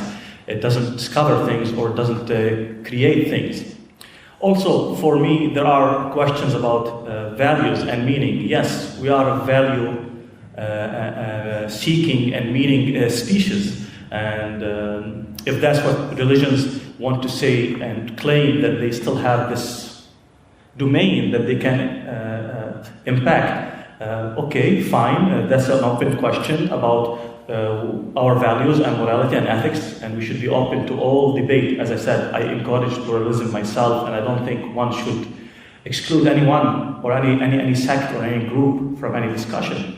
But yet science also is making advances in actually showing us that what we consider to be morals and ethics and ways of, like people think that could only be handed by God, for instance. Well, we know that now there's a lot of evolutionary pressures and even brain structures that actually moderate our morality and ethics, regardless of being educated in any type of religion. For instance, we know even from different species like monkeys and even other primates that they have some kind of a primitive morality and ethics where they respond toward injustices and unfairness. So I think to delegate religion to, okay, we can't talk about science, but we can talk about values and meaning, I think also is challenged for me by that science is also opening roads to us to see that even our most cherished values and moralities are actually structures that have evolved over thousands of years through interaction with environments and pressures and through our own personal experience. Thank you. Dr. Abbas, actually I'll come back to you, but I would like to go to Imam Ahmad just because he hasn't had yet the time to speak. So please. Yeah, I think my answer to whether science and Islam can coexist, I would say it depends. And I would often say that no, it cannot coexist. If science is not rooted in compassion, conscience, integrity, humility, there's really a case to be made for intellectual humility. No matter where I am in my journey of education, am I humble enough to say I could change maybe within a few years if other evidence or something else comes to light. But science should be there for the greater good. I think of what Trump often says, let's make America great again. Is it only for Caucasian Americans, for all Americans? Should we make this world great again for all humanity and for all creation, for that matter, including the environment? But truth is a problematic concept, because if I look at the glass prism, if light gets refracted through the glass prism, it has so many, the Roy type of spectrum of colors. Where do you stand on the spectrum? Do you see the truth through a red lens or an indigo lens or whatever the case may be? And oftentimes science really helps me in my faith. If I study water molecule and I see, well, hydrogen and oxygen independently are inflammable, highly inflammable, and somehow they could come with a proper valency and could come together and actually create water. Wow, this is really now increasing my faith. And I've really been intrigued the first time I went to Mecca, and you have this National Geographic documentaries coming up, and tens and tens of people immediately want to see how looking at God's creation. So science in many ways have actually increased my faith in the miracles that are out there, just the way the human body functions and the way the world functions. But to us, if we look at the Galileo and the other argument, the theomorphic and anthropomorphic argument, to us religion is the greater and science is the smaller, and religion can encompass science and not the other way around. And just one last point I have to make, I think it's also about definitions, because I think what we didn't discuss is maybe what Sharia is. But Sharia, my definition is, Sharia is multiple salient ways of being human. If that is my definition of Sharia, or my definition of what Islam should be, then I think it just does change. Very often we make certain statements that nothing is absolutely certain. Even that statement itself is not certain. So I think philosophically that is problematic. But the bigger question would also come is, let us say I derive at a certain definition of science, and that seems to be my superior definition. If I'm given the power of the most powerful man on earth, how am I going to treat those people who do not meet my definition of science? Am I going to see them as primitive or barbaric and maybe try to eliminate them or have some genocide? Those are some of the other questions. Thank you. Thank you for your input. Thank you. Well, after hearing the professionals here on this panel, I would say, is it my goal to prove the religious claims? I would say no. The burden is on the ones who believe in them or in these claims. It's not on me. On the other hand, all I want is that the claims to be translated and carried out, or what I don't want is I would be afraid that if these claims would be carried in a way to prevent me from living my way with freedom to think and live with my convictions. If these claims would prevent me from being free, from working about my freedom and my happiness, yes, I would fight against it. But other than that, the burden is not on me to claim that there is a God or there is no God. I think it's up to each individual to determine that and try to live with it. Whether I believe or not is none of anyone else's business. It's my business. However, if the belief in God is going to prevent me or is going to create some certain society norms, that yes, it's going to interfere in my happiness, in my life, that is where I draw a line, and then I will fight against that, regardless what the claim is. So I would vote, really, because we must have acceptance in society, and I would say that being here and being in this society, I really believe that if we were in an Arab country, probably we wouldn't be, or in a Muslim country, probably we wouldn't be even allowed to even discuss this subject. And that is where I draw the line. We must discuss this subject. And we must be able to say and stay and give the freedom to all people to speak whatever they want, whatever they feel like. That's what I say. On the other hand, I would say that to the Imam, that yes, science, I don't think that science, the objective of science is really would be made with compassion, because the same science that created the nuclear bomb created a treatment for cancer to help at least cancer patients. The same basic advancement in science created a treatment to help cancer patients in surviving a lot longer. Okay, so with respect to compassion, it's up to us to utilize the results of science to advance our happiness, to advance our living conditions and our humanity. It is not up to science. And that's why I say, yes, they do exist. And this is where if we can combine, and if we can get to the point where religious people would accept the fact that yes, you can be religious or you can be non-religious, and let's live in a society where we don't impose on each other, then that would be the ultimate coexistence. Thank you. Thank you. Thank you. We're actually going to direct now the attention to the audience. So, does anybody have a question that we would like to ask? Anybody? Right. I'm actually going to ask a question myself, and it's very specific to Adnan.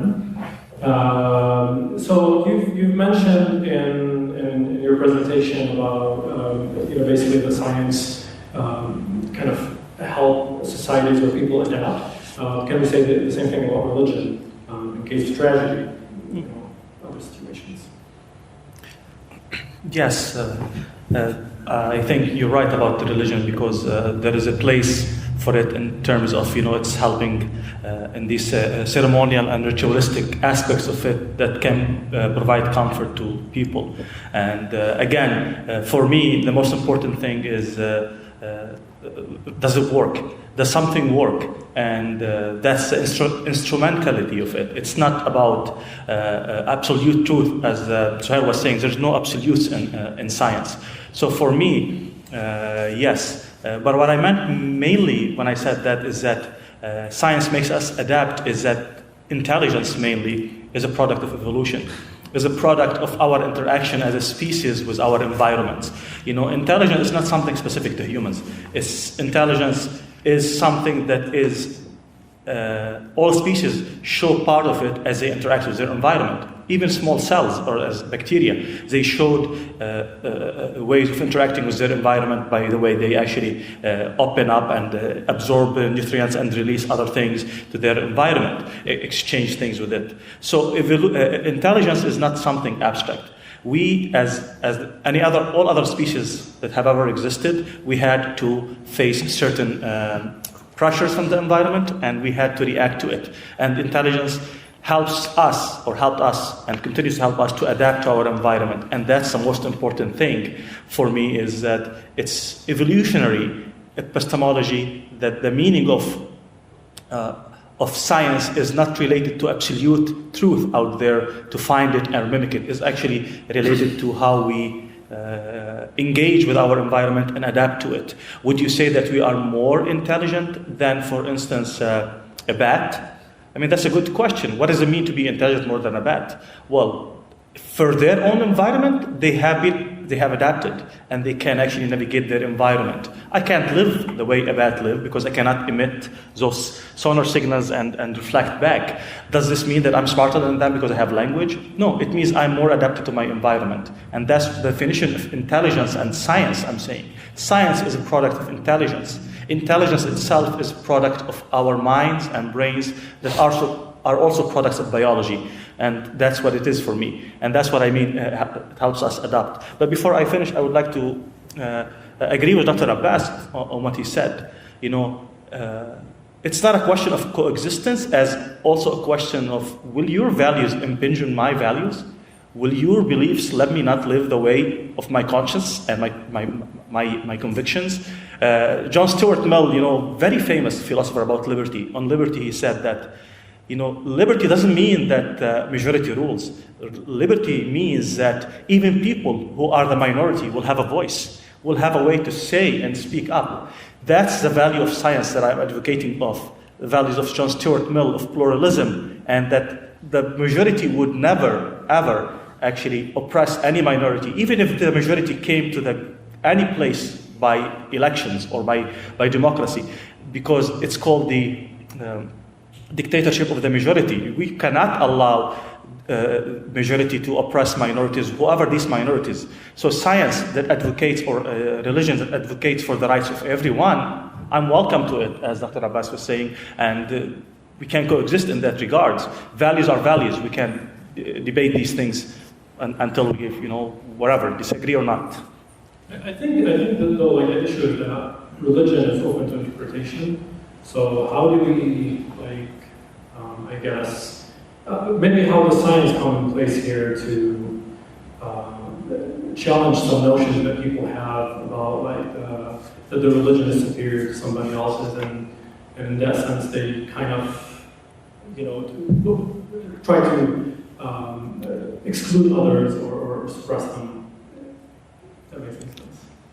I think Suhail in his presentation talked about how science spoke about these stories and even from the Old Testament, New Testament, the Quran, that speaks about all these miracles, and science has been able to say with a certain conviction that there are certain things that are beyond our physical universe and beyond our laws that we have around us. That's one thing. Science also have been talking about morality and ethics and our intuitive conscious that is not related to any teaching and education. We actually born and we inherit from our species a lot of things that we help us not even live, but actually live an ethical life. So science also is contributing to these questions, and religion cannot just continue to claim that this is also only this is only my territory, don't come. Values and ethics are my territory. You can talk about buildings and atoms, but you cannot talk about ethics. That's not actually what we're seeing lately, because as I said, the belief that we are a product of our biology, that means also our morality and ethics is a product of biology. I don't know. Does anybody would like to add anything? When Wissam asked me to be on the panel, I figured, okay, you know what, I got to do some research to answer this question. And then I realized that the research would have been life, right? There's no Wikipedia or new scripture or, we've been through it, right? And at the end of the day, we had to make a personal decision. So I boiled it down, similar to my answer, to data and science is not going to come in handy. I think one of the major things that we miss when we say Islam or religion is the belief in the second life, heaven and hell, and there is no data that would ever come back. Nobody's ever come back and say, "Yo, you know what? There is heaven, there is hell." But on the other extreme, right? Just like I said earlier, when it comes to proof of lack of existence of God, right? Simple scientific methodology, you can't say, I looked everywhere and I did not find God. When I look at Sohail's definition of science, knowledge about the structure and behavior of the natural and physical world based on facts that you can prove, for example, by experiments. There's this experiment that was what's called sensory deprivation. If you were to, grab a human and put them in a quiet chamber, I think you couldn't last more than an hour, or the record is like an hour before you start going insane. And that room is basically dark and absolutely quiet, like 0 decibels. You come to a point where you can hear your own blood moving in your veins, and you have to fill the void because we have to use our senses, our 5 senses, to make sense of what's around us. So even when we're not using science, we are actually using science. I could see, Sohail's, when he brought up, I'm trying to remember the word.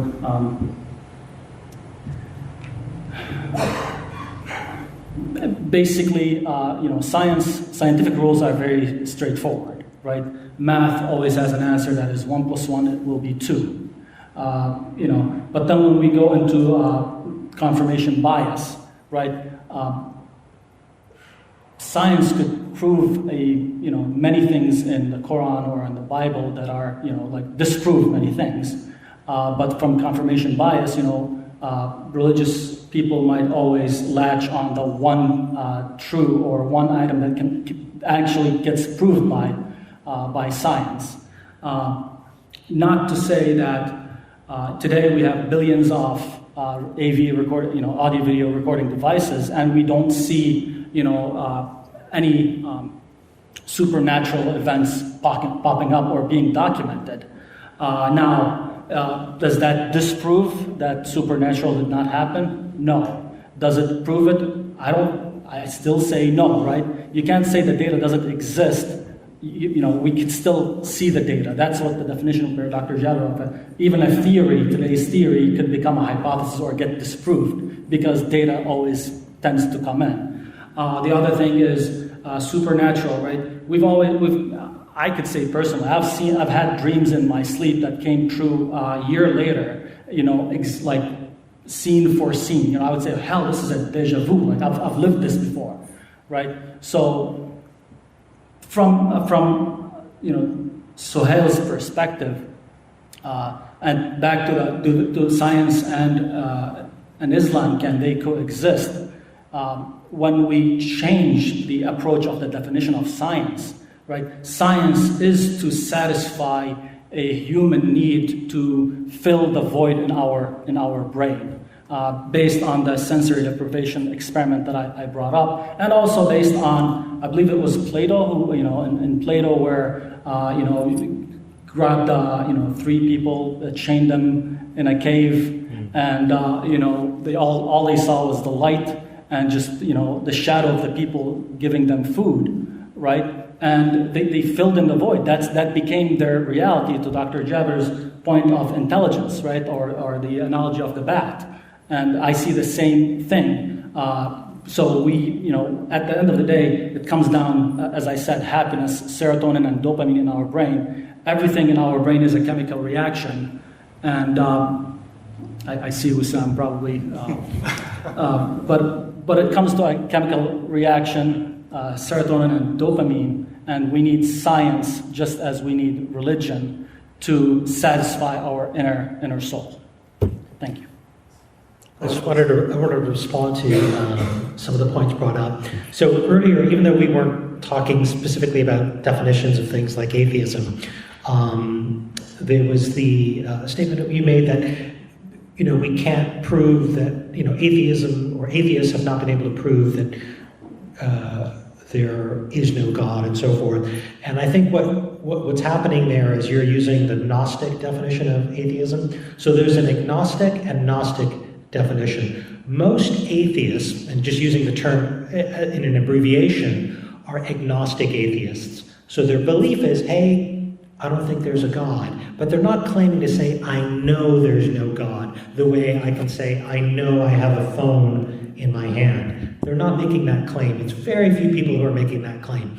By and large, when we talk about atheists, it's really synonymous with agnostic atheists, who are basically not making a claim themselves. They are saying to the religious, you who are asserting that there is a deity, that there's a creator, we're saying we don't buy that claim because there's not enough evidence to warrant buying that claim. Now, I myself I label myself an agnostic deist.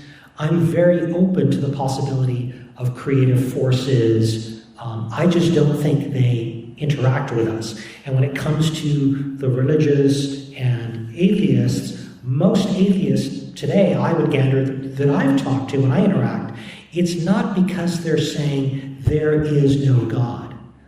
And even though they might say, I don't see the evidence for it, most people who take the atheist position are actually saying, hey, you theists, whether you're Christian or Muslim and are believers, we don't see good evidence for your scripture. We believe it's painting the picture of a deity, and the scripture doesn't live up to that deity. It is not self-consistent, and that is why they're rejecting religion. And oftentimes we see the word atheism and we think, oh, these people are making a positive claim that no God exists, and it's not, provable, and they've never been able to prove it. I think we're going down a red herring if we take that approach. As for the definition of science that I used in my slides, I just took that from the Oxford American English Dictionary. But I think in this discussion, one of the things I see all too often is we talk about science and what we can prove, and hey, there's a phone in front of me, and whenever we try in these discussions, I see an argument made or apologetics for the religious perspective of, maybe ants and humans can talk to each other, maybe Jesus did raise the dead to life. We take these really exceptional events and we try to denigrate or discount our own basic senses. Yes, Newtonian physics has been superseded when we think of Einstein and quantum mechanics going at a whole other level. But the indeterminacy of things going on at the quantum level does not change the fact that when I drop this phone at a macro level, it's going to hit the table. Things at this scale, we understand. And I think we do ourselves a disservice when we use our own limited senses or the fact that they're fallible to then start making excuses for very obvious basic things in order to provide an out for religion. Thank you. We have a few minutes left. I know. Please. I have just a few comments. I think we have also left out the religious atheists. A lot of churches today say that God is so unfathomable. It's actually arrogant on our part to say that, we can describe him adequately, and so they embrace what we call religious atheism. But the problem is always one of bias, and let us say all of us have maybe minimum 179 biases, and maybe a good definition of good science is try to reduce all those biases. Because even those who speak about confirmation bias, we may have our own confirmation bias. Richard Dawkins, for instance, very militant against religions, but he says that he loves the sound of church bells more than the adhan. So he really comes from his Christian cultural background, and he still has that particular bias that is out there. I'm arguing with a lot of Muslims who say there's no place for secularism, and I say, if secularism is there to protect the rights of minorities, then there's definitely a place for that type of secularism. So I don't want whether we call it secularity or secularism, but my definition of God is infinite possibility. And if science is adding 5 million more possibilities to what I understood before, I said, wow, so science is really helping me in affirming that type of that God is infinite possibility. As for this, I'm not saying that we should discountenance or just throw out everything that science comes up with, like in the treatment of cancer or whatever. But if you do come up with an idea, how are you going to implement an idea? Should those bombs be thrown? Should nuclear bombs be used on other vulnerable nations? Yes, use the positive things that come from our experiments, but do not take it further. I just have one last example, and I think when Professor Jabir was speaking about out-of-the-box thinking, there's a little story about 15 hungry lions that got their prey. And after getting the prey, they start to just participate in their victory of eating the kudu. There are 3 old and elderly hunters of the Maasai tribe, and they then decide to fool the lions. They go in there just armed with their sticks, chase the lions away in enough time so that they can take one large piece of the thigh of the kudu, walk away with it, and the hungry lions then come back. So I think we need to make place for those type of things that we think are impossible also, and yet it becomes inevitable when people just put their experience to work. Thank you to our panelists. This is the end of the panel discussion. Lunch? Yeah. I'm sure people are hungry. Thank you all. Thank you. That's okay. I believe I'd probably also classify as a agnostic. Thank you everyone. Thank you for our and I try to actually, when I run into people who are atheists, I'm actually able to show them, at least invite them to more of a middle thing. Thank you. Yes, thank you. Volunteer your time. Nobody is really paid even honorary for their talk, so we thank you very much for your time. And Muslimish is a non-profit 501c3 organization. It basically funds itself with members' donations mostly. Thank you. Enjoy lunch.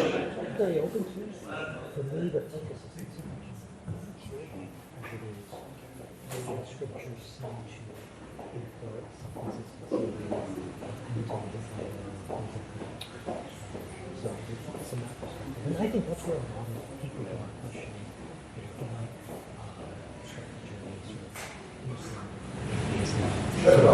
sort of the middle ground. I could really appreciate that because like you science has subservient to it can be used in some ways. Our science, our activity can be subservient to broader values. Yeah. I like the way you raise your voice. I like the way you raise your voice. To your point about question, right? If we didn't question, we wouldn't be. Yeah. Right. And that's why, like, I took that as for granted. Right? Like, that we're beyond the point of we're all like up and down, right? Yeah. So now, what do I choose? Do I take? Right? I grew up. One of the things that I missed when I got here was the hal What is that? Oh yeah. Holidays, right? The waking up, the going and flying the meals, and that tradition. And I wanted my daughter to grow up in that. And when I stopped fasting, right? But when I was 12 years old, I've never prayed, right? It just never made sense to me. With all the respect to everybody, that why God, most graceful, most powerful needs me. And as a non-Muslim, I can give you this convincing answer. Actually, it's very pro-Islamic. well, actually, I found it today. Right? I'm here for now. The other day, I was sitting at home and I want to pray a little. Yeah. I look at it as meditation. Yeah. I look at it as Anti-stress device. Yeah. Yeah. Very good. Again, I'm not that much of a Yeah, but I'm not good at that. So I just with my daughter, I missed the picture. And even when I stopped fasting, I realized that I was actually less happy, that I was less patient. As human beings, we need rituals. We need the video I created, we talk about some of this. Not solutions, not necessarily to embrace things and problems with an intellectual theological perspective, but start with a clean canvas and bring in what makes you right, what makes you complete. But now we're no longer attaching the truth to it. When we tie it to Islam, it's always like, is that verse true? Is that pious? Fabricated? Is it? But that baggage stays. You have with to us. really leave that baggage and basically to dump it all. Just like dump it all And then start restart. picking up and restructure. And not just from Muslim intellectualism. There could be like some Christians saying, if the idea transplanted out of the soil of the original religion works on a new canvas, it's synthesized. So now we can have our community too. We can have a sense of community, shared beliefs, positive identity, shared values, and things like that. Prescription for living, as you're putting on structure, like a lot of us who benefited from sort of like, here's a template for living. If you really want to go outside, then you can go outside. But just having that template help you to some direction. And those of us who grew up with that, I think we can at least be able to do that. As long as we create a view that individuals have to find their own. Yes, they do. We shouldn't But these templates are on the shelf, available for you to just pull off the What I shelf. would like to listen to people re-establish templates and say, here you go, we have all the answers to figure out. Yeah. I think religion is focused. The thing is, like, I wanted to ask the question for a time. I mean, in the case of religion, because it seems like a lot of us have already a moral code. Like, we don't really need a religion to kind of like. But you have to start somewhere. You have to start That's my somewhere, approach with my daughter, right? I have to start somewhere, right? And I am not enough to be that physical police until I instinct those morals and values. But that's my thing. I was saying that. You should get some. Yeah. We can talk That's about why it. we